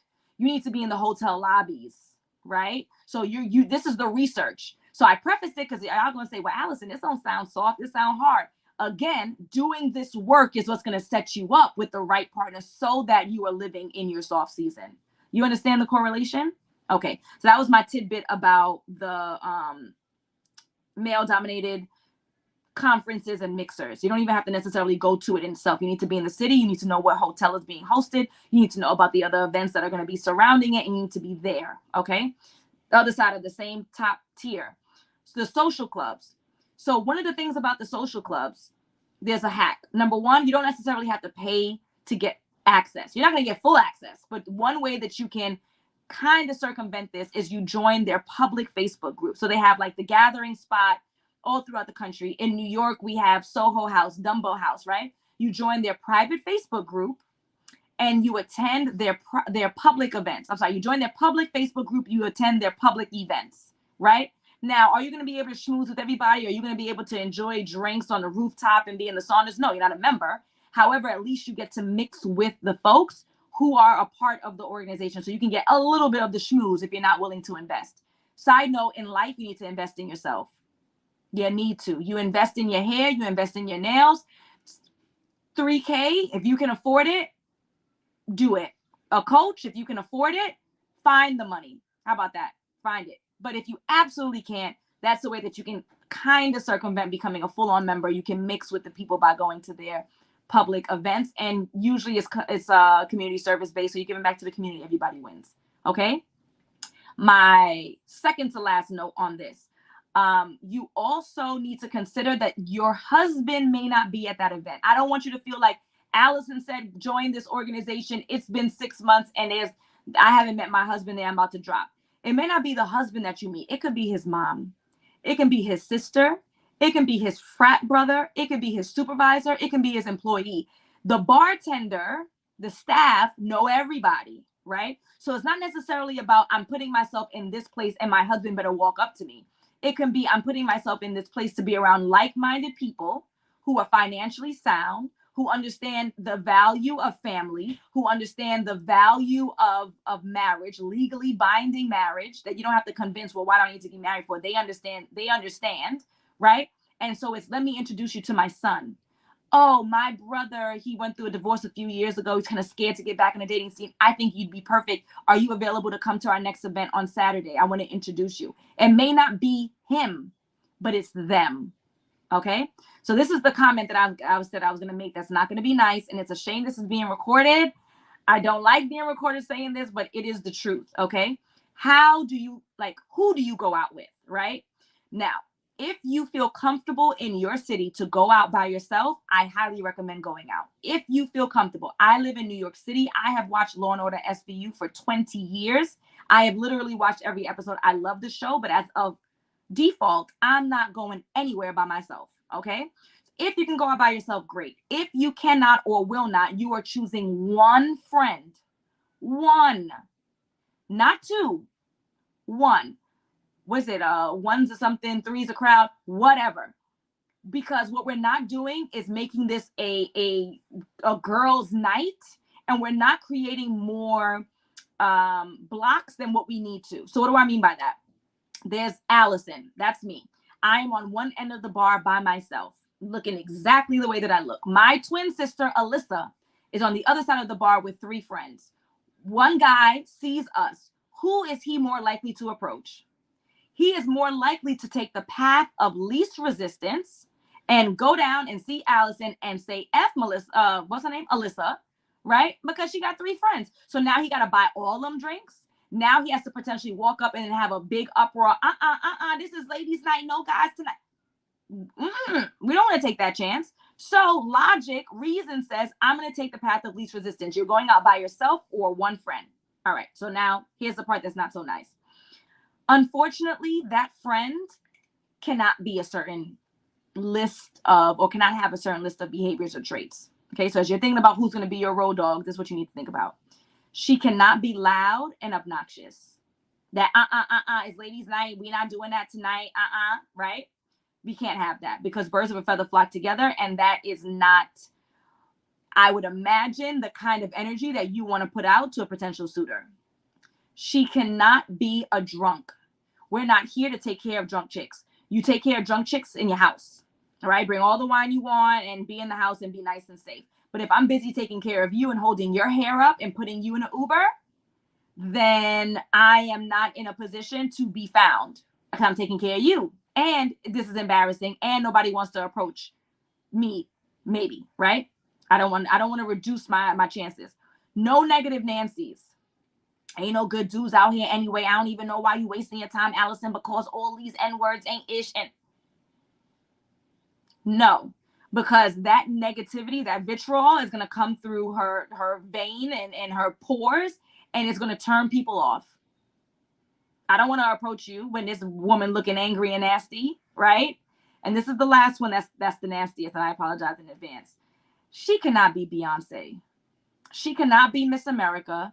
The type of friend that you have that's drop dead gorgeous, that it's like television, like it's Nickelodeon. When she comes into the room, everything slow-mos, the wind turns on. This is a competition. And so your beautiful, drop dead gorgeous best friend who has the best physique of all, that's for girls' night. We're on the prowl. We could get us an equally yoked friend. And of course, there's different types that people like, but I'm talking about the woman who sucks all of the oxygen out of the room because she's so gorgeous. That friend ain't this. That cannot be your road dog. And this is not me trying to be divisive or difficult or problematic. This is the nature of the game. This is a marketplace, for lack of a better term. And so we got to play the game accordingly. Okay. So that's where we're going. We follow the tiers. That's where we're going to be found by the partner that we deserve. This is my last piece. Okay. The online element. So if you follow me, you know that I had a baby 11 months ago, and I've shared countless times that I gained 40 pounds during my pregnancy, right? I lost 20 pounds like in the first 3 weeks. I gave birth to the baby, the placenta, fluids, whatever, right? So 20 pounds, I did nothing. I've had the last 20 pounds on me since week 3, right? Since October. And I'm going to Jamaica. I'm hosting a retreat. And I'm going to Jamaica in October. And I'm like, nah, like I can show y'all this part of me, right? Like I could hide. But when my followers see me, my clients see me, I need them to see me in like looking good and feeling good, right? Back to what we discussed earlier. Like I need to look good and feel good. I do not want to have low confidence. I don't want to be hard on myself. I need to lose this weight by October the 6th, okay, of 2023 before I hop on that plane to Jamaica, right? So I've been having a whole weight loss journey. I hired a trainer because I know me, and I know that I am not willing to do the work on my own. I'm not going to push myself. I don't know how to use the machines. I need to hire somebody who's going to make me do the work, right? He also has a food plan, a dietary plan. I'm good with diet. I can deny myself stuff. I'm not going to the gym. I want results. I want them quickly. I started in July. October 6th is the trip, right? So July, August, September, 3 months and a week. And I need to lose these 20 pounds. So I am going to diet and exercise. The diet plan and exercise through the personal trainer. We have training 3 times a week. He says I have to work out once by myself. All right, cool. That's the plan. Diet and exercise. Could I lose the pounds with just dieting? Perhaps. Could I lose the pounds with just exercising? Perhaps. How am I going to get the best result? I'm going to diet and exercise. Could you find your partner with just going out socially? Perhaps. Could you be found by your partner by just going on dating apps? Perhaps. I want the fastest and easiest results. I want this quick, fast, and in a hurry. I don't know if y'all like me. I am impatient. I do not like to wait. I want what I want when I want it.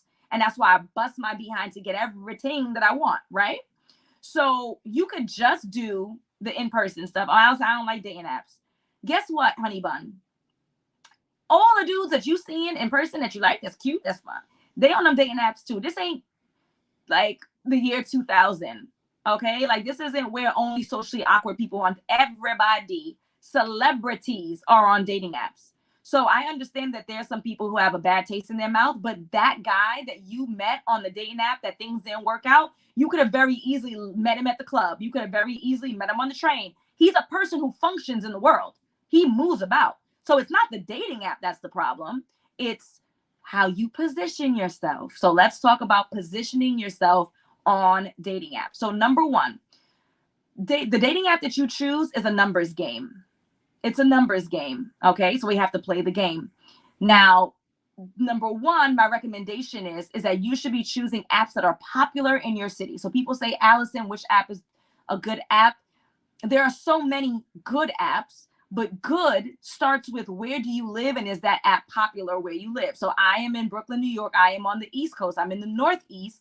So an app called Coffee Meets Bagel is super popular here. It absolutely is dead and useless on the West Coast, right? So someone on the West Coast would say, oh, this app is terrible. I get no matches. Someone on the East Coast says, I'm getting married tomorrow. Is the app bad? No, it was bad for the person on the West because it's not the appropriate match. Does that make sense? So choosing the right app starts with which apps are popular in your city or your region. Depending on where you live, if you live in a small town, or if you require that your partner is Black and you live in an area where there aren't a lot of Black people, you may have to expand. That may require you to drive a little bit longer than you would like. It may require you to meet people halfway on first dates. Sorry, I'm not going to tell you to relocate now, but this is the nature of the game. I had a client, not a client, I actually turned her down. Someone who was interested in working with me. She was in, where's Family Guy? I know it's, New England, Rhode Island.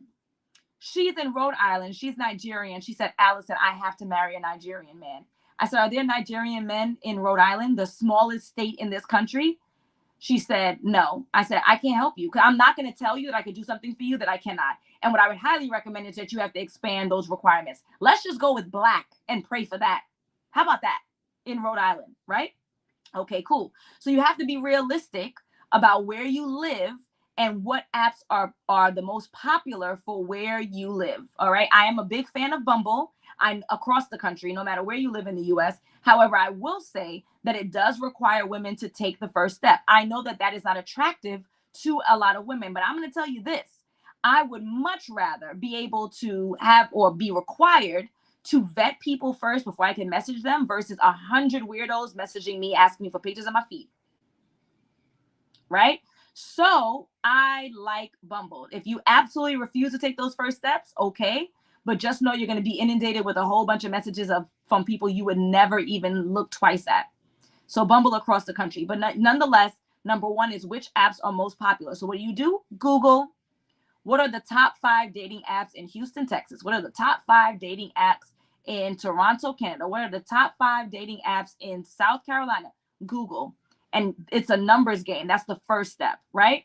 Step 2, you creating your profile. So what does that look like? On your profile, you need to have at least 6, 1, 2, 3, 4, 5, 6 photos of you and only you.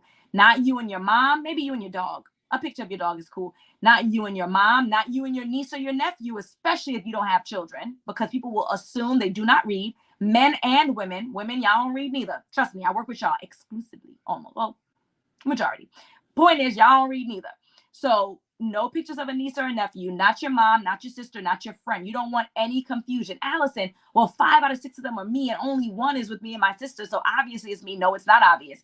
People are scrolling and doing a ton of, they're eating lunch, they're driving. You don't want any confusion. You don't want someone to swipe on you because they thought that you were the sister and you're you. You don't want them to not swipe on you because they thought that you were the sister and it's really you. You and only you. Those 6 photos need to be crisp and clear. It is 2023. There is no reason why you should not have super clear, crisp photos. Nothing old. It needs to be exactly what you look like right now. And someone would say, well, Alice, I'm working on losing my weight. Good. Continue to work on it. Do not wait on your weight. Work on it and update your photos accordingly, right? I told you guys that my goal is 20 pounds. I've lost 7 so far. So, and it's visible. I can see it in my face. I can see it in my stomach. I'm going to upload 2 more photos, replace 2 old ones. There we go. When I lose the other, then I'll update. So updated photos that are clear. What is the formula of the photos? Okay, so we have 6. 1, 2, 3, 4, 5, 6. I want 2 of them to be your bust, not your breast, your bust by definition of art. Okay, the top of your head to your clavicle. I need 2 clear photos of your face. They need to know what you look like. 2. I need 2 more. So we have 2 down. We have 2 more. I need 2 photos to be full body from the top of your head to the bottom of your feet. And you need to be wearing something that's form-fitting. I didn't say lingerie. I highly recommend do not do a bathing suit. If you have a cover up and you're on a beautiful beach, I'll pass you if you were in my coaching program. But I would prefer no bathing suit, no lingerie, but form-fitting. Like I got on a Fashion Nova dress. Used to go see the curves, okay? Something form-fitting. Why? Because you want them to see your physique. And if you think that that's shallow, good luck, Chuck. That's humanity. That's not men. That's human beings. We're initially attracted by what we see, and then we get to know you to see if we want to continue to pursue, okay? So form-fitting, 2 of them, right? Your last 2 photos, I want them to be action shots. They should be photos that can open up conversation. So if you are a marathoner, it can be you mid-stride running the New York City Marathon, and then you have the bib number on you, right?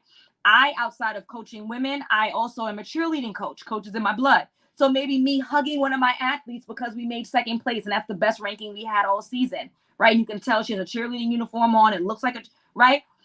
Anything that you do, you serve food on Sundays, you mid-scoop, you read to kids in the library Saturday mornings, action, right? Preferably like something that we can really kick off, like not just you toasting a friend at brunch. Like there's not much to talk about.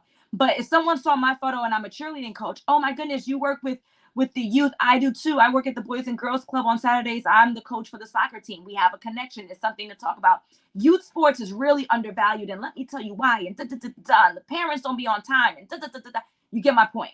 Something that could kick off a conversation. You're scuba diving in the Bahamas. You are zip lining through Costa Rica. Like I want you to have something that can tell a story that allows someone to kick off a conversation. You went whitewater rafting. I don't know. You're a yoga instructor and you in all different kind of folds that's not sexual in nature. They already are over sexualized. Something that can kick off the conversation. Okay. 2 headshots, 2 full body fitted, 2 stories. Something that could kick off a conversation. Okay. That's your photos. Now we're moving on to your bio. Your bio is super simple. They call it about me bio, different language. Your bio is going to be super simple. It's going to be, hi, potentially my name is, hi, my name is Allie. I volunteer at the local cheerleading center. I love to dance and I'm looking for my long-term partner. So I gave you my name. I gave you some interesting things about me. So you can say, oh yeah, Allie the coach, Allie the this, Samantha the that, right? Notice I did not say what I do for a living. And I did not say it because of what I actually do for a living. It's because what I do for a living doesn't involve you, sir, especially if you make money. If you are a registered nurse, if you are a doctor, if you are a lawyer, and you might not make it, but people think that you do, please be mindful. Side note, if you are in mental health, do not put that. I know, but people believe that you're going to get in their brain and start scrambling some stuff. So find another way. I was working with an anesthesiologist. If you know anything about the medical field, anesthesiologists are the top paid doctors of all. Anesthesiologist number 1, cardiologist number 2. And we put that she was a patient concierge. Girl, we're not putting that because we don't want to attract bums. So I did not put what I do for a living. I said what I do voluntarily, how I contribute to the community. If you don't contribute to the community, you should. That's a part of aura and leveling up and being a better version of you. I talked about what I do for the community. I talked about something I love to do. I love to dance. Okay. And then I'm going to go on what I'm looking for. Yes, from the get-go. So if a gentleman decides to read or scan my profile, he will not message me. He is less likely. It's not 100%, but he is less likely to message me. If I say, and don't swipe on me if you a F-boy, because the F-boys love that. And they will purposely swipe on you to waste your time because you called them out. You called out the devil. We don't want to call out the spirit, right? You say what you want. You don't say what you don't want. I am looking for a committed relationship. I desire, and then we have the what they call radio buttons. The ones you just put a little dot and it answers it. Marriage, if you want it, press it. Children, if you want it, press it. You got a dog, press it. Answer those questions. Okay, make sure that you have some certain questions answered around like distance and preferences. I'm going to tell you 2 preferences. Well, only one you can answer on the app, but 2 in life that gets women stuck. Number 1, a specific salary. Oh, he has to make 6 figures. First of all, actually, let me retract that. This is a personal beef I have. I'm going to spend 1 minute on. 6 figures is 100,000, 125,000, 750,000, 999,000, and $999. 6 figures is saying nothing. Besides that, please don't go with a specific salary, because a specific salary says nothing. Somebody can make $347,000 as the top cardiologist in the country. They have 3 homes that are underwater. They're paying alimony to 2 separate women and 4 children for child support. A specific salary says nothing. We should be more concerned about how to manage, or how they manage the money. Now, how you assess that, we can't get into here. But if you join my coaching program, you can. We can't get into that right now. We don't have the time. How do you assess if the people have what you're looking for? But do not go for a specific salary. It means nothing. And specifically for apps, do not go for a specific height. So you telling me that you want a man who's 6 feet, and if he's 5'11", you ain't gonna go on a date with him? Mind you, you 5'2", you 5'4", you're 5'6", but yet this man has to be 6 feet. And if he doesn't hit that parameter, you won't consider him.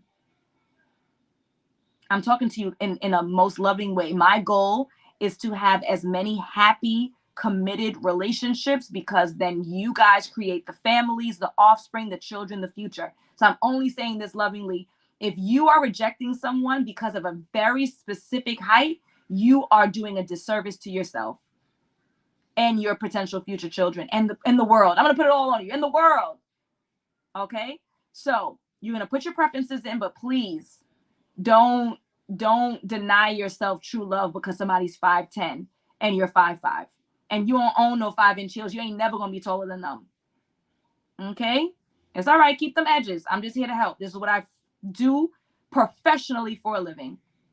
All right. So on that note, I want to take the next 2 minutes to answer any questions that folks have. You can go ahead and put it in the chat. I'll try to, y'all, if y'all know me now, if you ain't know me before, I'm not too brief, but I'm gonna try to do the best I can with what I got. So if you have questions, I want you to go ahead, drop it in the chat. We're gonna leave about 2 or 3 minutes up for that. And then we're gonna go ahead and transfer the attention and the microphone back to Co. So if you have any questions around dating, online dating, offline dating, how to create your profile, what you should be looking for, I am here to support you guys for the next 2 to 3 minutes. So go ahead and drop your questions, and I can go ahead and I can answer for you. I know there's a little bit of a delay. I'm going to sit here. I ain't bring my water. I'm just sit here just for a little bit. How soon should you share if you have a child? That's a good question. How soon should you share? How soon should you share if you have a child? So if you're on a dating app, it should be on your profile, not the child themselves. Like, they deserve their own privacy. But the fact that you have children, they'll say have children, don't have. You should answer that immediately on a dating app. If you've met this person, so that they had the answer. If you met this person in person, right, organically, as they say, or in person, then you're talking, you're doing a little flirtation, you exchange numbers. On that first phone call, you should be sharing that you have a child, because we all know that having children or not having children are big deal breakers for some people. And I believe they have a right to it, both men and women. If it's a number, if it's an age, they have a right to it. So let's not waste each other's time. If it is a deal breaker, and I would just mention it casually. So we're on the phone 10, 15 minutes. And it might be, I've had such a great conversation. I love to pick this up tomorrow, but I do have to put my son down. He starts 2nd grade next week, so I got to get him on a regimen. Are you okay with me giving you a call tomorrow? I just throw it in the natural combo. I'm not going to say, hi, my name is Allison. I have a son who's 7 years old who's starting 2nd grade. How are you? Throw it in. If they're responsive, great. If they're not responsive, that's fine too. But I would do it on that first phone call or on your dating profile. Okay. Would you recommend putting on your profile if you own a business? Nope. Find another title. You're a consultant. You're a coach. You are customer service. I mean, as a business owner, we do everything, right? I'm a social media manager. I'm a host. I do everything. Find some other language. I would not put that because I don't want to attract the dusties, the people who try to take advantage of you. Then you can explain a little bit more later and even explain, I've had some negative experiences. And so I want to share with you now that this is actually the full breadth of what I do once you feel comfortable at that point. Okay. So I saw that was a question that came up, but it kind of disappeared. Okay. When men ask, what do you do for a living on these apps? Do you tell them? It depends on what you do. So we just discussed it, right? If you have a career or a business that gives people the impression that you have a lot of money, I would not be forthcoming in the beginning. I'm not going to 100% lie, but I'm not going to be forthcoming. So like I said, if you're a registered nurse, you work in healthcare, right? Like find a way, remix it that it's not going to be a lie, but you're not 100% forthcoming if you have the type of career that's like that. If you are a teacher where we don't make no money. In New York, we doing all right, by the way. In Boston, they do all right. But former teacher here. But where the idea is teachers don't make no money, but that you're a teacher, who cares? But if you have a career where the impression is that you are rich, do not put it, find another way. HR support, find a way. Okay.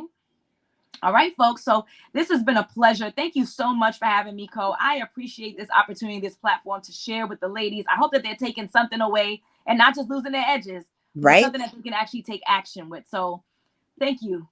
We have loved it. They are clapping, throwing wigs, snatching edges, all of the things. Okay. Hopefully, as you said, they don't just say, yeah, I'm going to do this, but hopefully they actually do it. Yeah. So that they can circle back and let us know the results that they've gotten. Allison, we appreciate you so much. Alignwithallison.com, align with Allison on Instagram. Check her out, sign up for her coaching programs, and I can't wait to see y'all work. Thank you, Allison, for being a part of the summit. Y'all, edges, like if I had my wig on, it would be sliding back right now. Okay. And I got a whole man. Okay. But y'all need to get it together. And I believe that in order to really make the progress and accomplish the things that y'all are setting out to accomplish, you got to have people, helpful people who are going to keep it real, not just sugarcoat-ish and tell you what you want to hear. Okay. So if you can handle that tough love, I definitely encourage y'all to check out Allison's coaching services, her courses, and definitely make sure you tap into her podcast where she offers free personal coaching. I see tons of questions that we did not have an opportunity to get to. I am so glad that y'all enjoyed the session. But if you want more, Portia, Jessica, Love Always 63, y'all are going to have to pay to play. Okay. Holla at your girl. But you know what? She does also do Q&As on Instagram once a week. So, but if you want to invest in yourself, if you want to skip the struggle and shortcut your process, then definitely make sure you reach out to Allison. All right. So we are going to switch things up. I got my girl Q in the building. We are going to talk about how y'all can elevate your soft season. Okay.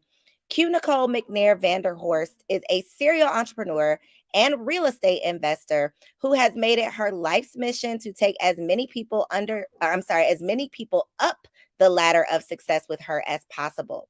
As a real estate investor with a dozen properties to her name, she took that knowledge and skill set to mobilize other aspiring real estate investors to do the same. And now, as a cannabis entrepreneur with WH Farms Co., she is applying that same selfless attitude as before to take as many aspiring cannabis entrepreneurs from hopeful hobbyists to revenue-generating CEOs of their own hemp empires. She is also the host of the Canna Coins with Q Nicole podcast, coming to a podcast player near you. So without further ado, welcome Q Nicole to the studio. Hello, everyone. I hope you guys can hear me okay. I know that you all have been enriched by so much valuable information. So I want to first of all shout out all of the women who've come before me in all of their workshops and the wisdom that they've shared with you, and to our fearless host, and coordinator of this amazing event, Coriel. I always send blessings and prayers to her family, to her life, to her business, because the work that she's doing to empower women of color is just amazing. And I'm happy to be a part of it. So hello, everyone. My name is Q Nicole Vanderhorst. I am the CEO and founder of WH Farms Co. We are a botanical manufacturing CBD company in Eastern North Carolina, based out of Charlotte, but we grow industrial hemp cannabis in Eastern North Carolina. And we've been doing so now for over 3 years. Very excited about the work that we've been able to do to introduce a different alternative to plant medicine. And what I'm most passionate about and excited about, which will come out tonight, is how I'm able to share with you how this plant changed my life. And not that I'm advocating that any of you go out and consume any cannabis or CBD or any of those things, although I am going to talk about how it can elevate and enhance your soft season. What I am going to advocate is for us to get back in contact with ourselves, our body, our rhythm, and most important, the things that come from the earth. Because a lot of our heaviness and a lot of the patterns that we develop obviously can be further perpetuated by consumption of items that are artificial. And it is very important that we consider all of the wholesome benefits of the earth. So we're going to jump right in. As I mentioned, this isn't going to be a cannabis marketing webinar by no means, but we are going to talk real grown woman talk. I've not really been one to vocalize or share my story. So tonight I feel that I'm in a safe space for a big purpose. And so we're going to dive into the story a little bit deeper than I ever have on social media, so that I could just really share with you what my journey has been, finding my soft season and finding my healing. One of the things that I've come to realize in my walks throughout life is that there are millions of women, regardless of race, socioeconomic status, etc., who are struggling with overstimulation, with exhaustion, with insomnia. How many people, let me see in the chat, with anxiety? When I hit your doorstep, just raise your finger one time and just be like, that's me. I'm suffering from those types of things, right? They're not feeling that they have the quality of life that when they were kids, we sat around and we dreamed of what our life would look like. And then hitting 2023, 2022, post-pandemic especially, things are different. And so if you are a person who you found yourself in this pattern, this perpetual pattern of busy, this perpetual pattern of action, this perpetual pattern of apathy, where you don't have the energy to do anything. Or if you are like I was in corporate America for 12 years before leaving. I've been an entrepreneur now for about 10 years.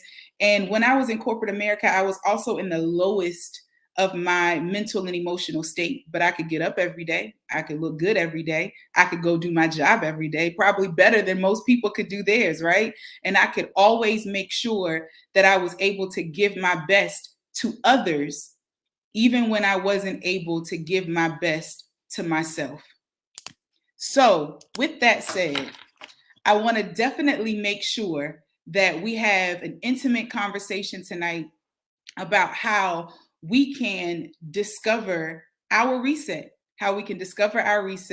and how we can part ways with the burdens that may hold us down and tie us down, so that we can be elevated, we can be free, and most importantly, we can be great. So again, my name is Q Nicole Vanderhorst, and I want to talk about how I went from this six-figure corporate professional to a cannabis startup founder, trailblazer, all by finding the joy in choosing myself. When I was in corporate America, I was very much so all about whatever the requirement of the position was, right? I was going for six figures. I was early in my career. I was in my early 20s, and it was all about whatever success looked like. That's who I wanted to become. And then I read a book by Darren Hardy called The Compound Effect. And in The Compound Effect, Darren Hardy said, you have to create a life plan before you create a career plan. Because I had gotten to a place in my career, I was C-suite, I was making multiple six figures, I had a corporate car, I had a beautiful office, I had all of the perks and amenities that came along with being a decision maker of a beautifully sized company in Washington, D.C., but I was miserable. I was professionally awarded and personally miserable, because at the end of the day, I couldn't make a connection between the life that I desired and the role that I had to play every day. right? And somewhere in there, I was also dealing with unearthed childhood trauma.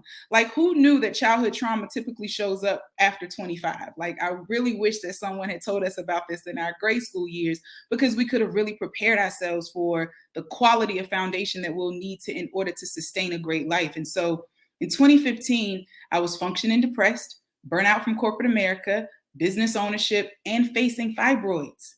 15 pounds of fibroids were in my body. And I was dealing with all of this as a single woman. And it was so overwhelming, but yet all I knew was to perform. All I knew was to work. All I knew was to get up, even as an entrepreneur, transition from one role of busy into another role of busy. How many of you have ever seen that woman, that girlfriend, that cousin, that mom that's always busy because she's really running from herself? She's running from something. And so that was me.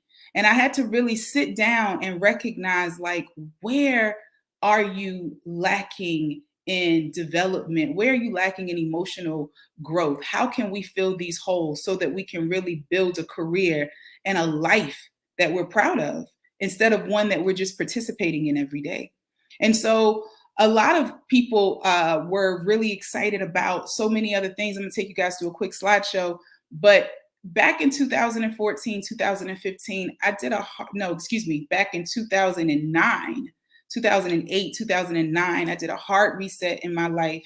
And I said, you know what? I am going to seek my healing before I seek success. In 2014, 2015, my father passed away. I was overcome with grief and anxiety after assisting him with his transition. And it really just helped me to find that moment, that line in the sand where I said, I'm going to figure out how to sustain a better emotional foundation so that I can grow and be the best version of myself. Because sometimes you get so low that you just refuse to go any lower. I know I'm not the only person that's been there. Since that time frame, guys, what I've been able to do as a real estate investor, as a business owner in the cannabis industry, and with helping other people, I think is a testament for not being afraid to unheavy my load. So quick memory lane slideshow. So this is Young Q. Young Q always has been running to the tune of her own hymn, to the beat of her own drum. This is actually me at my birthday party, not interested in anybody other than my balloon, because I'm in my head thinking about something. By this time, this young girl had already been held gunpoint by her father. I had already been exposed to childhood trauma because my father, in an alcoholic evening, in a drunken rage, decided to make a point. And in making a point, he held a gun to my head to prove to my mother that he would be willing to do whatever it took to control her. That was also the last night that they lived together as husband and wife, because she divorced him shortly thereafter. That night was also the night that my mom was pregnant, and my father drug her through the house with an extension cord around her neck. My brother was stillborn. He died when I was 9 and he was 7. And at the age of 9, I found him dead. I was the person who had to call my mom and tell my mom that her son had just died. I was the person who was responsible for awakening the adults and letting them know that my brother had just passed. And that was also the first time that I had won a pageant in, those church pageants. And I had to sit my pageant out because my brother had died. And it was a very weird space, because obviously at the age of 9, you don't emote the way that adults do. But I definitely recognized the sacrifice in that moment. So I went through life kind of meeting, attracting, connecting, growing, and being around a lot of different people, some healed, some broken. And this is actually me in a very broken state in corporate America, out and about, doing my thing, drowning sorrows, right? Still kind of tormented by things that happened in my childhood that I wasn't even able to fully articulate. This is also just out and about, just continuing to put the front on, continuing to stand up in who I thought that I was, but really deep down in search of identifying true healing and true transformation in my life. And so I've always been a person, I'm very faith-filled, love cannabis and love Jesus, and I have no problems with it. And I'm always into listening to wisdom as it relates to really climbing out of, the various places in life. And I had a pastor to tell me one time that if ever you want to overcome depression, go serve others. If ever you want to overcome depression, if ever you want to get your mind, your head out of a space of depression, and I'm not not one to minimize clinical depression or any sort of medical diagnosis. But if ever you want to lift the heaviness of depression, then find someone to serve. And so I've been around real estate investing all of my life. My grandfather was an investor. My mom has real estate. You know, she's owned a farm for as long as I've been alive. We have all of this amazing real estate wealth of knowledge. Many of my family members are either in construction or real estate. So I said, I'm going to teach real estate investing because it's a passion of mine. I've been doing it forever. It's super fun. And it's through pouring into other people that I'm going to carve out some time to just really pour into myself. And that's exactly what I did. And so in the process of pouring into myself and in the process of patching my holes and in the process of praying and in the process of therapy and in the process of maximizing the space that I gave myself to heal, right? Because sometimes we have to have a selfish season, a season where we get to choose what our benevolence looks like so that we can be the biggest benefactor of our generosity. Right? That's what a selfish season is. When we're so used to giving to everybody else, but we specifically say, this is my season. That's what soft season is all about, where we no longer place the pressures of others on our shoulders, the pressures of trauma on our shoulders, the pressure of unmet expectations on our shoulders, where we choose to be more gentle with ourselves. We choose to love ourselves. And it's through the process of pouring that pure love into ourselves, pouring the very healing powers that many of us have, that so many people love about us. We pour that into ourselves. So I did that. I was very specific on my vision board about, what type of guy I wanted and prayers and all of those things. I even wrote, Amsterdam is one of my favorite cities. And I used to write on the coffee shop tables, like, I'm going to have Dutch dual citizenship. And, I believe that God answers prayers because he certainly answered mine. My husband and I are a prayer to each other, answered prayer to each other.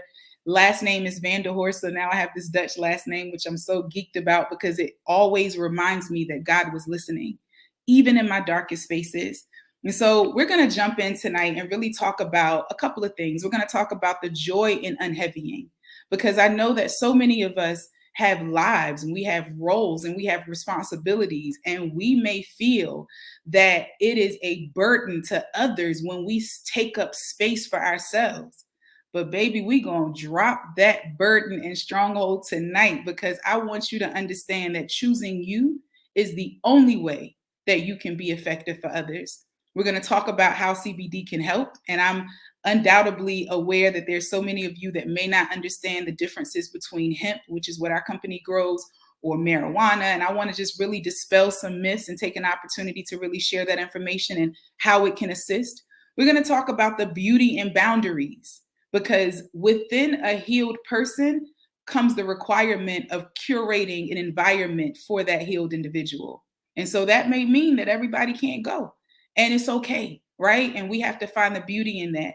And then we're going to really go into some self-assessment. And I want you guys to do some reflection. And let's talk about it in the chat, because I want to talk tonight. I want to really engage my heart. I want to hear from your heart. I hope and pray that this message makes an impact, because carrying around 15 pounds of fibroids is the definition of being heavy. I didn't want to, for gruesome graphic purposes, because we're, having this session after dinner time, I definitely didn't want to put a picture of the fibroids in the slides. But 15 pounds of fibroids, guys, that's twins. And I've never been pregnant. And what that showed me is how we can accumulate other people's problems, other people's drama. We cannot heal the inner child in us, and she or he can continue to create havoc. You ever seen a bad ASS kid, right? Imagine one of them living inside of you, one of them who has not yet dealt with their emotional regulation. They've not dealt with their temperament. They've not dealt with their coping mechanisms to the trauma that they've been exposed to. And no matter how hard you are logically working in life, you have this stronghold of inner child trauma that continues to plague you mentally, and it keeps you looped in the same patterns. Right? Let's talk about the joy in having like the lack of heaviness. So let's talk about some of the common problems that people can, find themselves in when we get into this conversation of soft season. Because I remember when it was time for me to take my soft season, and it was probably back in like 2012, 2011. I've been in a soft season for a long time, and I'm ashamed to say it. I used to work like a machine, and then I just shifted because I realized that I was working on outer, but the law of the universe was continuing to give me what was happening inner. So until my inner world changed, my outer world was just going to be a reflection of whatever I had going on inside, regardless of how hard I worked. So I felt like it was working smarter versus harder. Now we have a name for it. It's called soft season, and I absolutely love it. But you may say, well, I signed up to have a soft season. I'm just trying to figure out like how, why, when, what does that really look like? Or you may say, well, you know what? The process of unheavying is like way too hard. I think that I can give up these responsibilities, but a part of my identity is tied to it. So now I got to deal with my ego, which I didn't expect to be a part of this conversation, but it is in order for me to unheavy. Or I don't want to offend the people around me, the people who have known, benefited, and attached themselves to an unhealthy version of myself, right? I know that when I heal, it may be offensive because they are used to me playing a role, and I feel obligated to that role. Or you may say, well, if I sign up for soft season, I heard that soft season equates poverty. Like I need to be on a grind and I'm trying to reach my goals. What does that look like, right? Or you may even have the problem that there's not an example of the very generational curse that you're attempting to break. You are the mold breaker. You are the one that's coming to shift the narrative and be the example. That's hard. How many of you guys have ever had those types of problems? Ever had problems with any of those types of areas? Well, one of the things that I really wanted to do to encourage you is to kind of walk you through a couple of steps and processes that I took to help me really detach myself from the expectations of others so that I can attach myself to the expectation that God has of me, my role and my responsibility and my purpose in my lifetime, and understanding how to prioritize whose expectations I should care most about. And most importantly, how to care most about what I think, right? How to care most about what I think. So one of the things that, as I went through those problems before, like some of the concerns that people could have with really creating a space for themselves and unheavying, right? Unloading. One of the major concerns that many of those problems presented is that it was others minded. But one of the first steps that I was able to take when I decided to make a shift in my life and make a ripple effect in my environment that benefited the better version of me, the better version of me that I wanted to exude to the world on a daily basis, is that I had to get back to the cardinal rule, to thy own self be true. What does that mean? That means that sometimes we might have to block out social influences. That means that sometimes we may have to get into our own imagination about what the healed, soft version of us looks like, what it feels like to be in that life. There's a practice that I've been doing now for close to 15 years, and it's called prayer, rain, journaling. I don't know if I'm saying it right. I've said this for 15 years, so if I'm wrong, charge it to my head and not my heart. But it's called prayer, rain, journaling. And basically, it's a Native American practice where you take a journal out and you literally write in the journal as if you are praying for rain. So when Native Americans or the indigenous would pray for rain, they wouldn't just get on their knees and say, God, rain, please let it rain.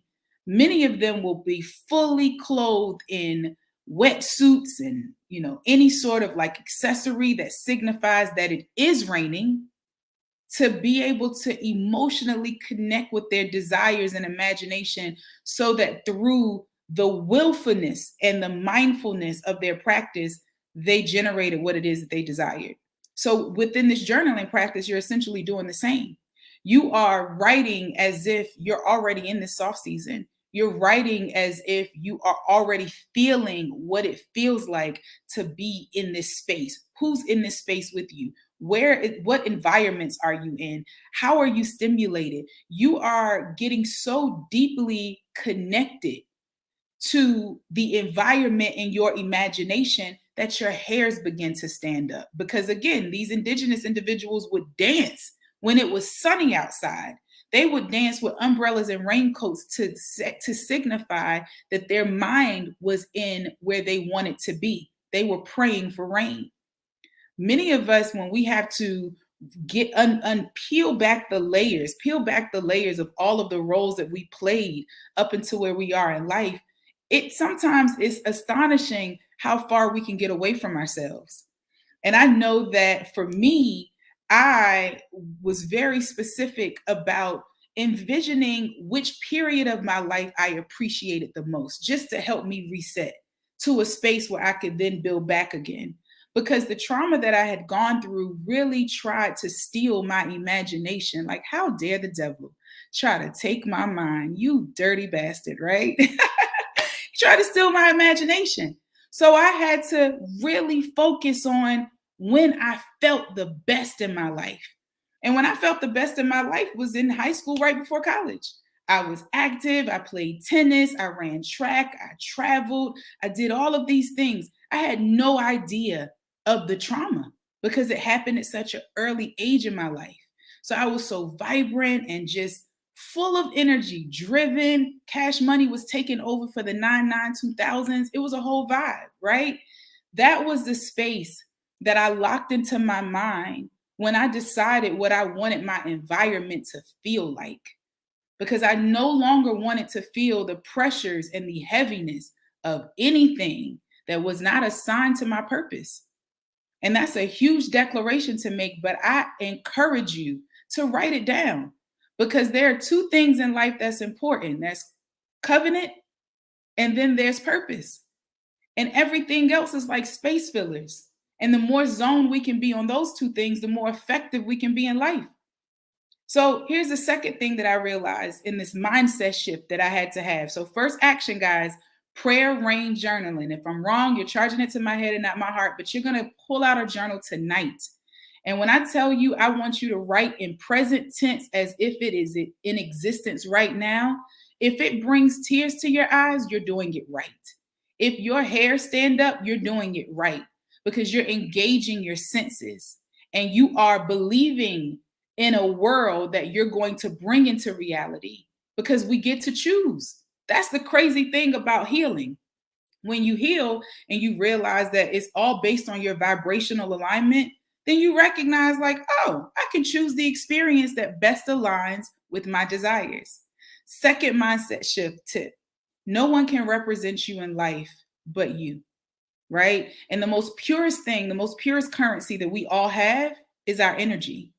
And so for me, I became so offended by my trauma and by my depression because I had always been I'm a Cancer, Sagittarius rising, Scorpio moon. So I'm a lot of energy, right?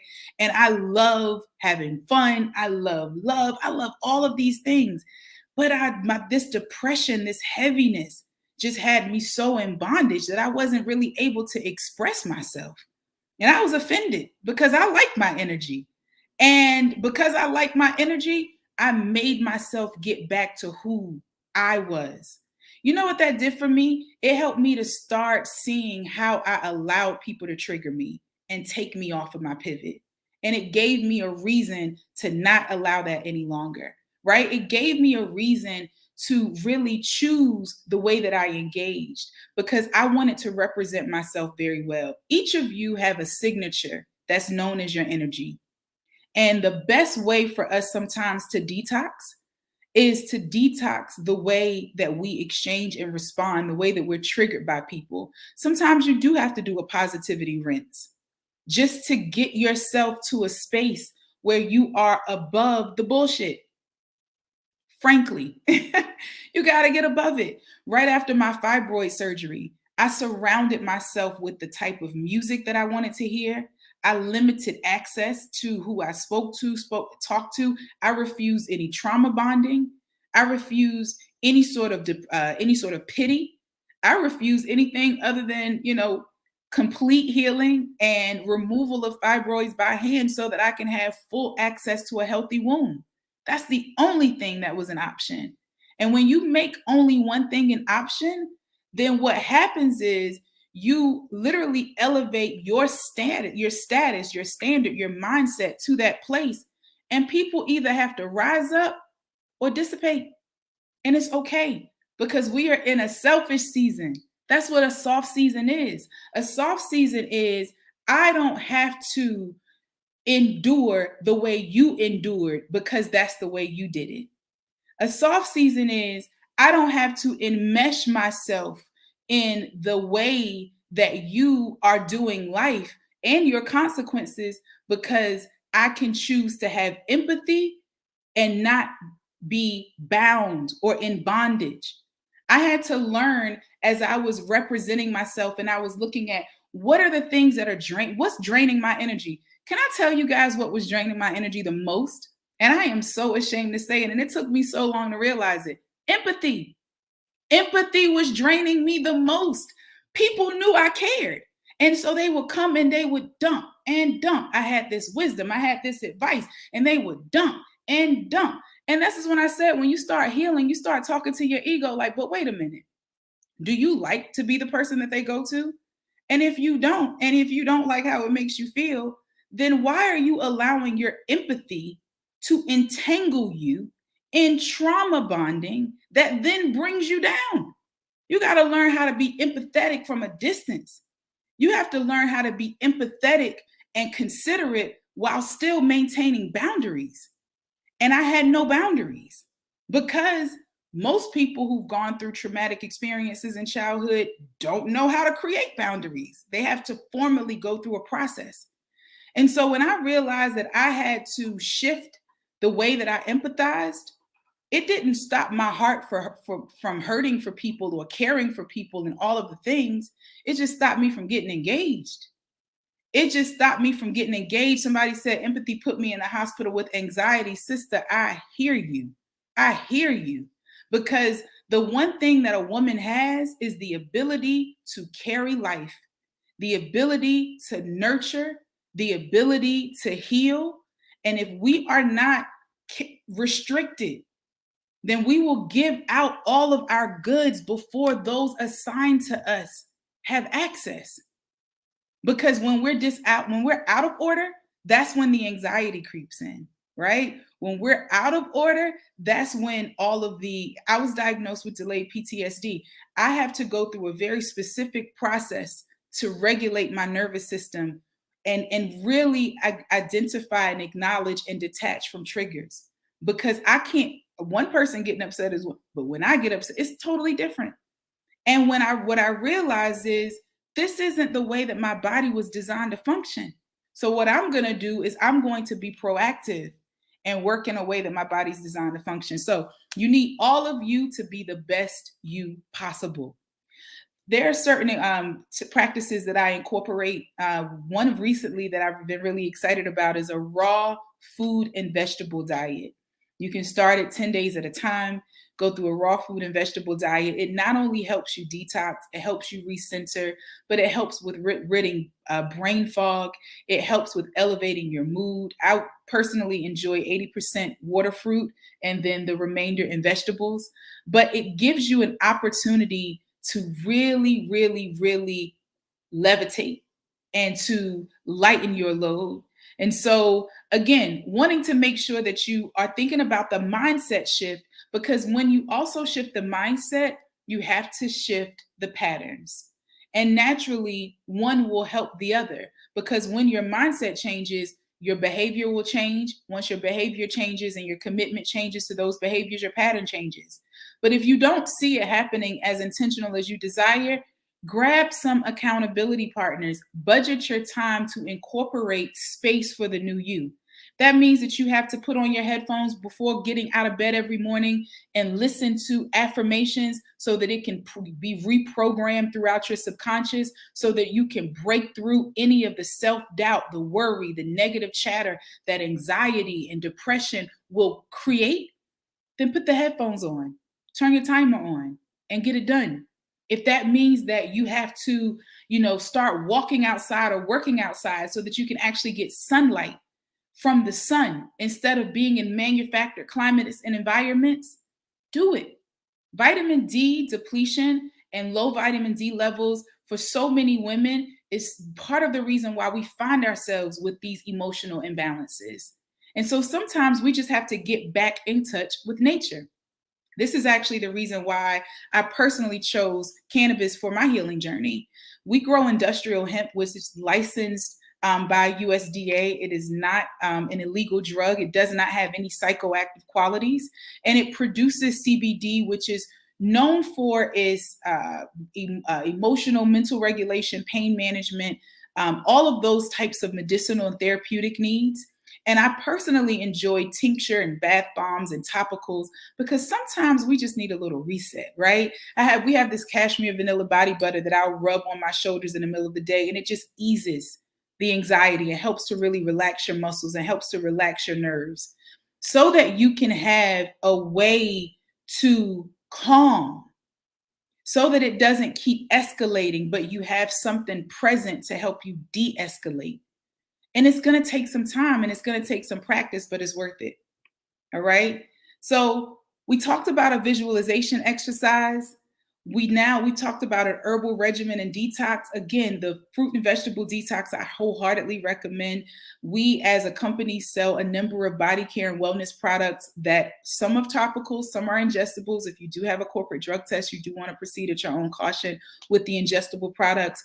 But I chose tincture every day. Put a drop of tincture in my coffee to help with my cognitive function and my focus. And it helped me to prioritize me unselfishly and put the things that I needed to do at the forefront, because I know, as we all know, that when you build the woman, you build the home. When you build the woman, you build the community.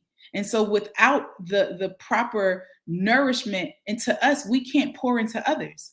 And so that's the reason for these various herbal detoxes and regimens and things that you should do to consider. What I love about CBD is that all of us have what's called an endocannabinoid system. From the crown of our heads to the soles of our feet, we have these millions of nerves that travel through our bodies, or receptors as they're called.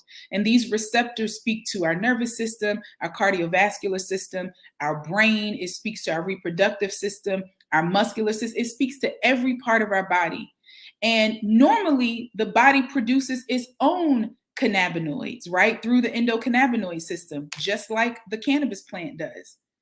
But when our bodies go through aging and illness and wear and tear, the cannabinoids that we produce aren't as plentiful.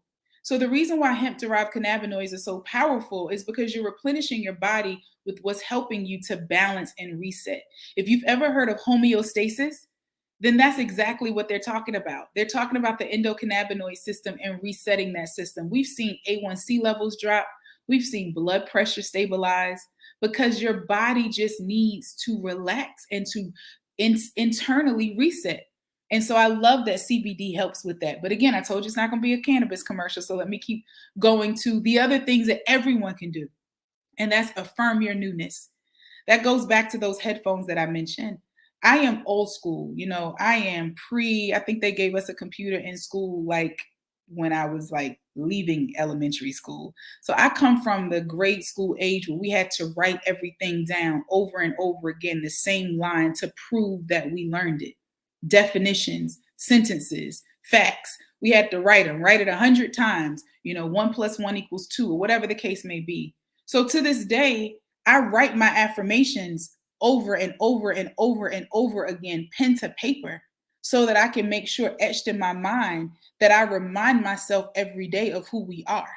Because the enemy will definitely, the opposing forces will definitely do everything that it can to remind ourselves of who we're not. And so we have to be extra vigilant about talking back.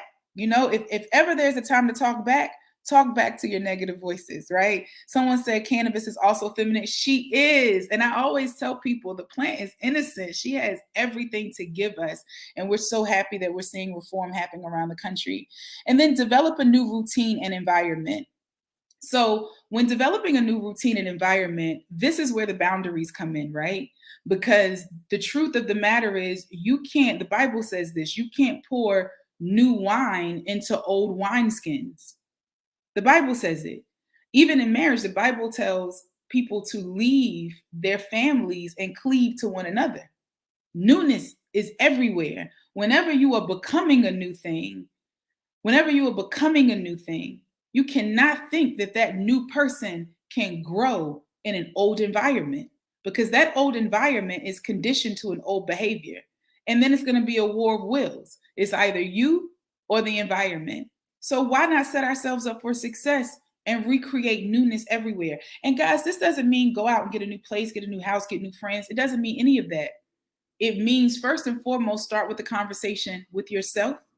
Visualize exactly what this newness looks like, new environment, that prayer rain journal. Get clear about what you expect from the people around you, the people you desire to stay, the people who make you feel good. And then for those who don't, you get clear about the process of elimination so that you are able to fully blossom. Because no longer can you allow people to occupy your space that make you smaller. You don't deserve to be small. You deserve to be full of the essence that God has given you, right? And so you have to find environments that can support the essence of who you are, all of who you are, mistakes and all, as you explore. You have to be gentle on yourself and expect that others are gentle on you. You don't need to be in a harsh environment in your soft season. You need to be in an environment that embraces your softness. And so a large part of what's required is candor and communication.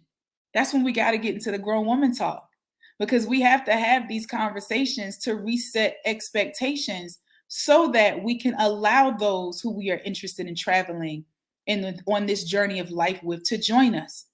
And we can give them the proper notice if they should decide that this is the standard.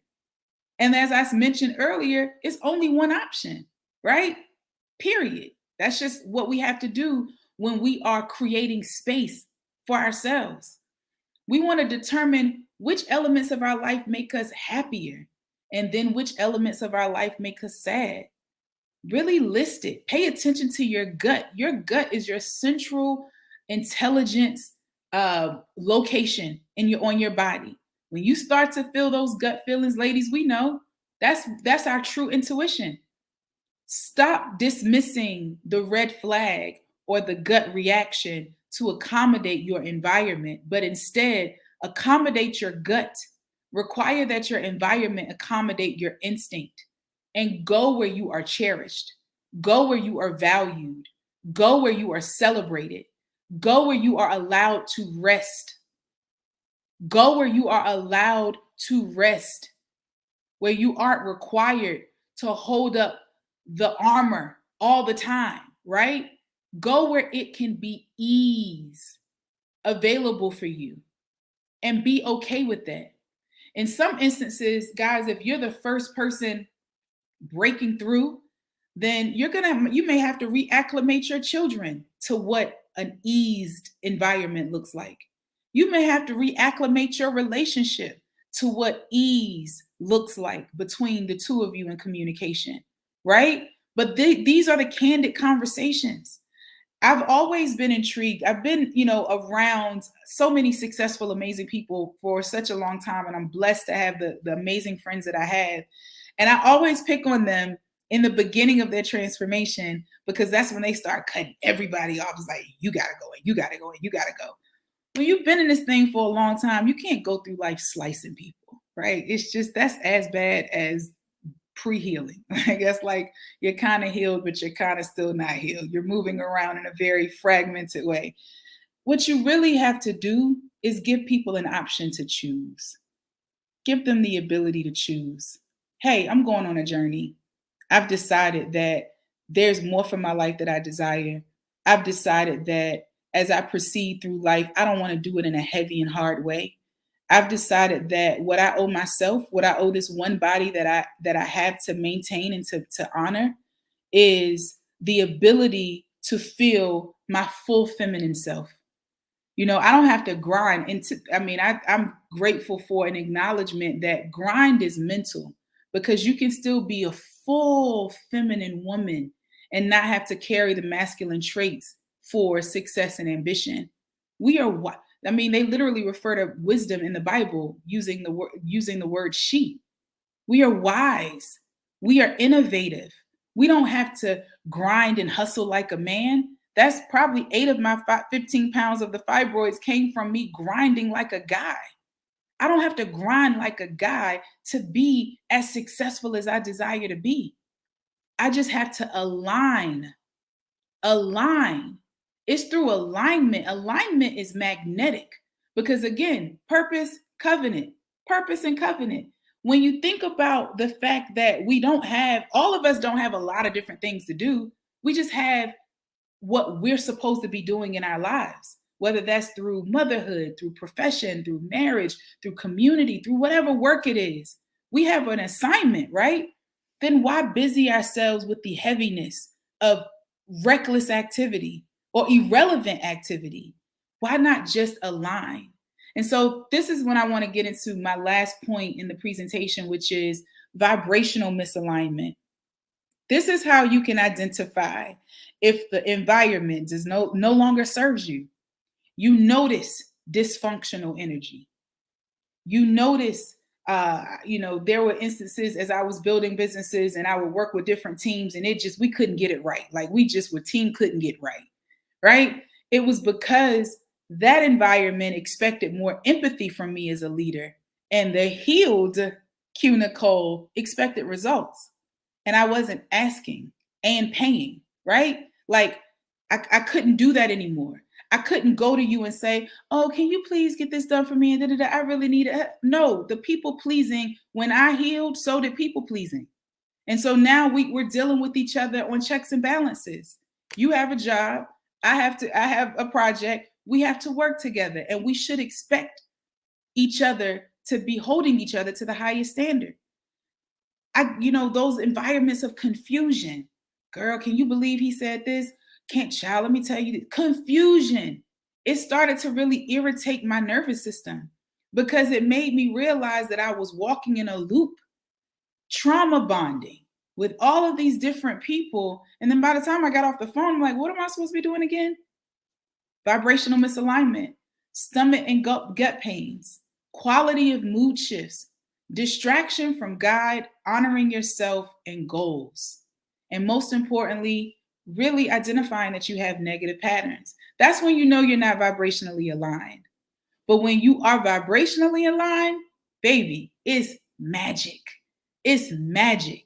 It's like walking through life and expecting miracles, expecting them.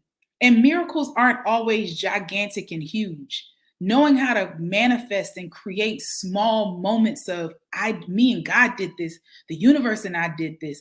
It boosts your confidence to focus your willpower and your mental energy on what you can control.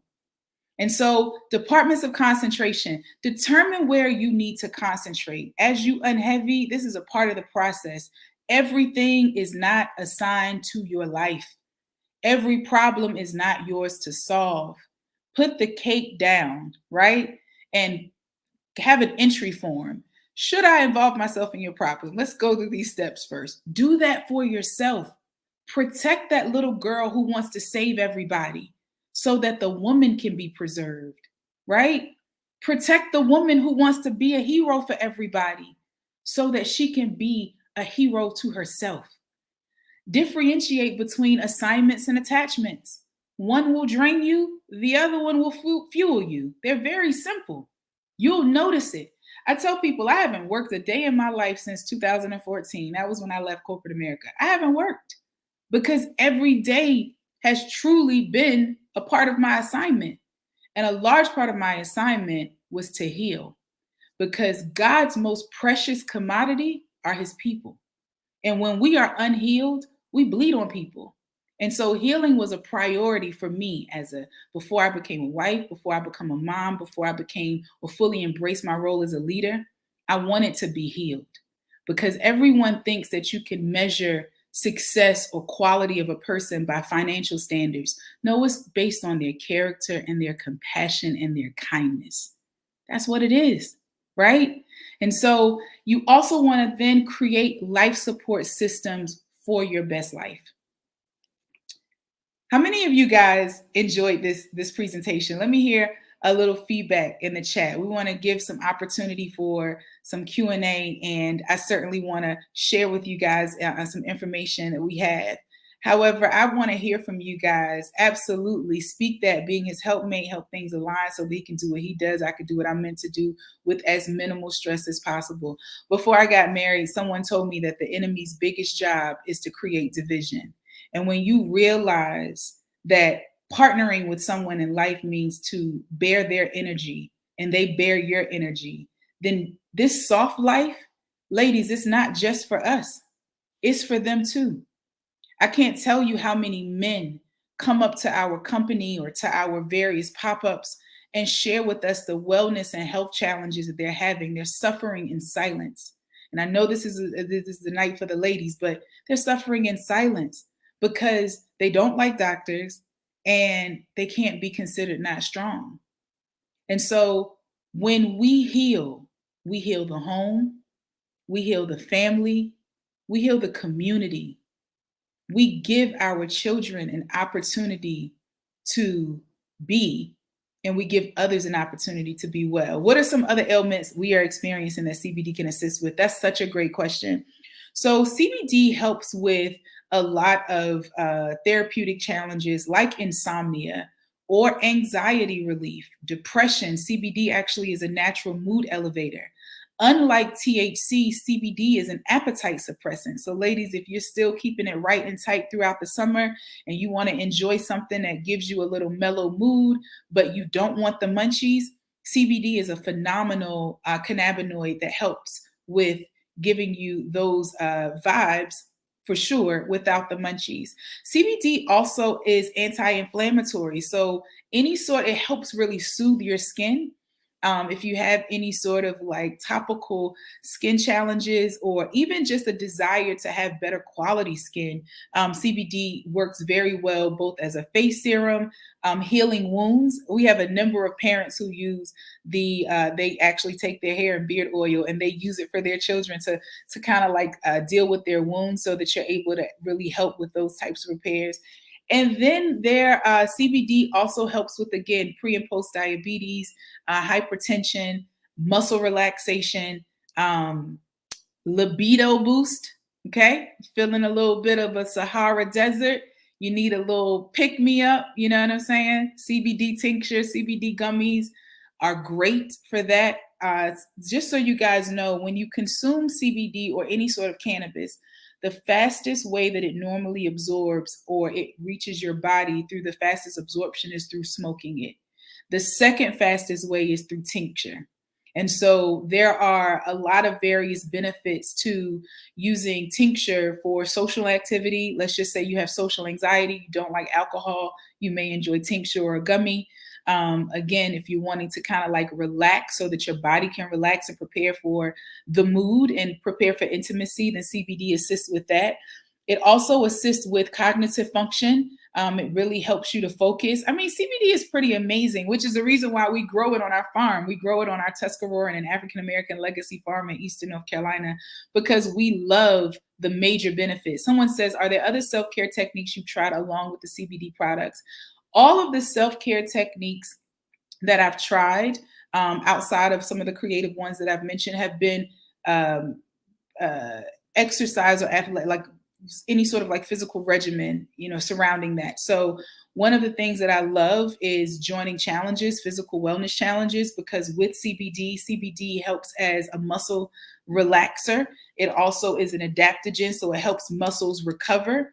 It really does help you get back into the mood and get active in terms of like working out. And of course, working out just helps as a great de-stressor. So that's really awesome.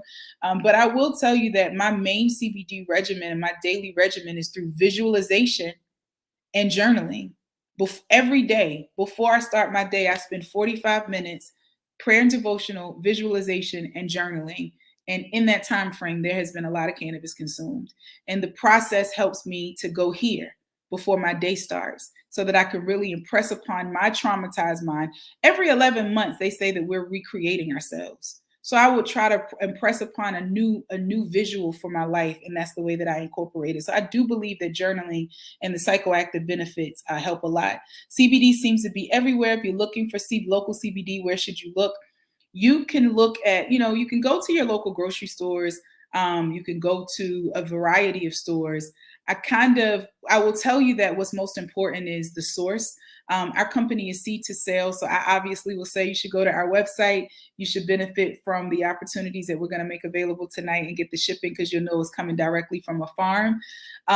But you should look for the certificate of analysis on whichever product you do choose, so that you are able to get that information. And let me jump into the offers tonight, because guys, if you enjoyed this, we have something special for you. So we have QR codes at the top and bottom of the screen, because I want to help 10 women get unheavy. I have been through, and I've worked through therapy, through a number of phenomenal opportunities, a variety of activities that I've used in my life. And I want to sit down with each of you and help you understand how you can incorporate, and it's a 2-hour session, how you can incorporate opportunities to unheavy your life, right? We can really do a deep dive one-on-one and discuss what it is that you're challenged with, how you can reassess, recarry the weight, and then strategies so that you can go into your tomorrow reclaiming your peace, not being triggered by your triggers, overcoming your triggers, and really embracing your life. So if you are interested in that, then you certainly should choose to scan the QR code. You're going to be taken to a registration page. You will be allowed to book, and then you will receive an information via email to confirm your appointment so that we can proceed. And if you're saying, hey, listen, I'm all for that, but I also want some of these products because I could take a rest, then we have a bundle curated just for you. And so we actually created a very inexpensive but highly valuable bundle that includes our 100 milligram cashmere vanilla body butter that is hemp derived. It's a topical. It goes on super smooth. And it also includes a 100 milligram CBD bath bomb. And this bath bomb can be used during pedicures, during baths, luxury experiences that you give yourself, so that you can give your nervous system and your body a chance to reset. Give yourself a chance to have sleep like you've never had, so that you can wake up refreshed and invigorated and renewed. So if you're interested in the Bliss Bundle that we have, especially for individuals here for this summit, and there is a free shipping code, SL Summit.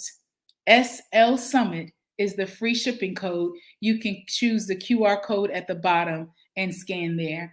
And so with that said, guys, I want to make sure that I know I don't have much more time, but I want to make sure that I give you information on where to find me. You can follow the company at WH Farms Co. You can also follow personally at Q Nicole McNair on social media. Q Nicole McNair on social media. And again, the QR codes are available if you're interested in really having some intimate time with a person who's lived through so many traumas. But thank God we've been able to not only heal, overcome, and help other people identify their own healing. And certainly the products that we recommend, someone who's asking, how can we find safe CBD products? All of our products are accompanied by a certificate of analysis. They're grown on our legacy farm. We formulate and manufacture in-house, and it's done with a lot of Black girl magic. And so that brings an extra layer of sauce to it all. And we certainly want to make those products available to you. So guys, I am excited to hear and see all of you walk in a newness of authority. I'm excited to see all of you walk with the confidence that it's okay to choose you and to place you first. And most importantly, I know that so many environments will be healed because of your decision to connect with your soft life. And let's not make it a season. Let's make it a lifestyle. Let's really reassert what feminine energy looks like. Let's reassert what emotional intelligence looks like. And let's take over in the way that we can. I mean, Beyonce has shown us the way. I mean, if Beyonce has shown us the way, then obviously that's very important. What can someone use who gets drug tested? Topicals. Topicals enter into your bloodstream at a very, very slow, if at no rate at all. So depending on what type of test, if it's a urine test, then many people use like the pain balm, the bath bombs, the body butters. The topicals are products that are very good products. A lot of our DOT truck drivers use the topicals, the pain bombs, because they have so many aches and pains from driving. And for anyone who knows anyone employed by Department of Transportation, any sort of failure of drug tests is like strictly prohibited. So our topicals have been phenomenal products for individuals who are looking for opportunities to consume and bypass drug tests. Speaking of sleep, as someone who has a difficult time waking up in the morning, I sleep through alarms. Will CBD cause me to oversleep? I don't think that CBD will cause you to oversleep. I do, though, know that we've had numerous responses that CBD causes you to have a more relaxed, perhaps deeper sleep. And if I were you and I was considering something that you were looking for more of an upper, I would look for either a sativa or a sativa dominant or tincture or pre-roll. One of those, or edible, one of those three to kind of give you a lift. I think that you may find that may be helpful. As a matter of fact, part of the reason, guys, why I actually use the tincture, which is a sativa base, in my coffee is because it provides no crash. And so whereas coffee and sugar can kind of spike you up, CBD can kind of take you up and keep you there. Same thing with CBD flower mixed with THC flower. For those of you who consume, CBD stabilizes your high, whereas THC takes you straight up. So if ever you want to stabilize, or if ever you want to give yourself some energy, then you want to go with the dominant in that space, and then you'll be able to see some benefits. That was a great question. I love, and waking and baking is a real thing. So with that said, if there's no additional questions, certainly here to answer them. Thank you so much for your attention. Thank you so much for just sharing this evening. And I hope that something that was shared has blessed your life. Take care. Girl, so many blessings. Okay. Somebody is already on the website placing their order right now because you have just given them permission to stop judging themselves, to choose themselves, to stop empathizing with other people to the point where they are sabotaging themselves. Like, you just freed some people tonight. Okay. They thought they were just coming here to learn about some cannabis. Okay. And they didn't got a whole word. This was definitely a truly healing conversation. I learned something new about you, Q, that I did not know. And I truly appreciate you being vulnerable enough and honoring this space, really truly feeling safe enough to share in such a transparent way. So thank you so much. They're letting you know in the comments how much they appreciated you. You are amazing, so awesome. Well, y'all, if you appreciate her and she's amazing and so awesome, make sure you go over there and follow her on Instagram so that you can stay connected at Q Nicole McNair. Log on to whfarms.co, right? Yep. whfarms.co. Okay. Somebody said, is there a link? I'm on my phone and I can't scan the code. Yes. So whfarms.co. And then I'm going to send you all a recap email tonight, and all of that will be linked. So Q, thank you again. I'm super excited to be connected with you. Super excited about your new podcast that's dropping soon. So for those of y'all who have enjoyed this conversation, this is just the beginning. This conversation is just getting started, and there is no better person to have this conversation with if you are curious than Q. So thank you so much, Q, for being a part of the summit. We truly enjoyed you. Thank you. Good night, guys. Y'all, day three was just as fire as day one, and day 2 and day 4 is going to be full of fun as well. I truly pray that this has been a meaningful, valuable experience for you that has taught you something, that's caused you to have some type of aha moment, whether personally, something that you've been dealing with, something that you may not have even realized or recognized that you were dealing with. I saw a couple people talking about they've been in tears this whole time. Listen, God did his thing. Okay. It was my prayer that this would be a safe space for you all to feel safe enough to truly start embracing more softness. So thank y'all so much for being here. I will see y'all right back here tomorrow at 6 p.m. And If you have not yet logged on to grownwomanweekend.com and secured your spot, make sure you do. Tomorrow night is going to be the last time to secure your spot without having to fill out an application. So get in where you fit in. You can save $100 off your pass, less than $200 to join us at Grown Woman Weekend. Log on right now, get in where you fit in, and I will see y'all tomorrow.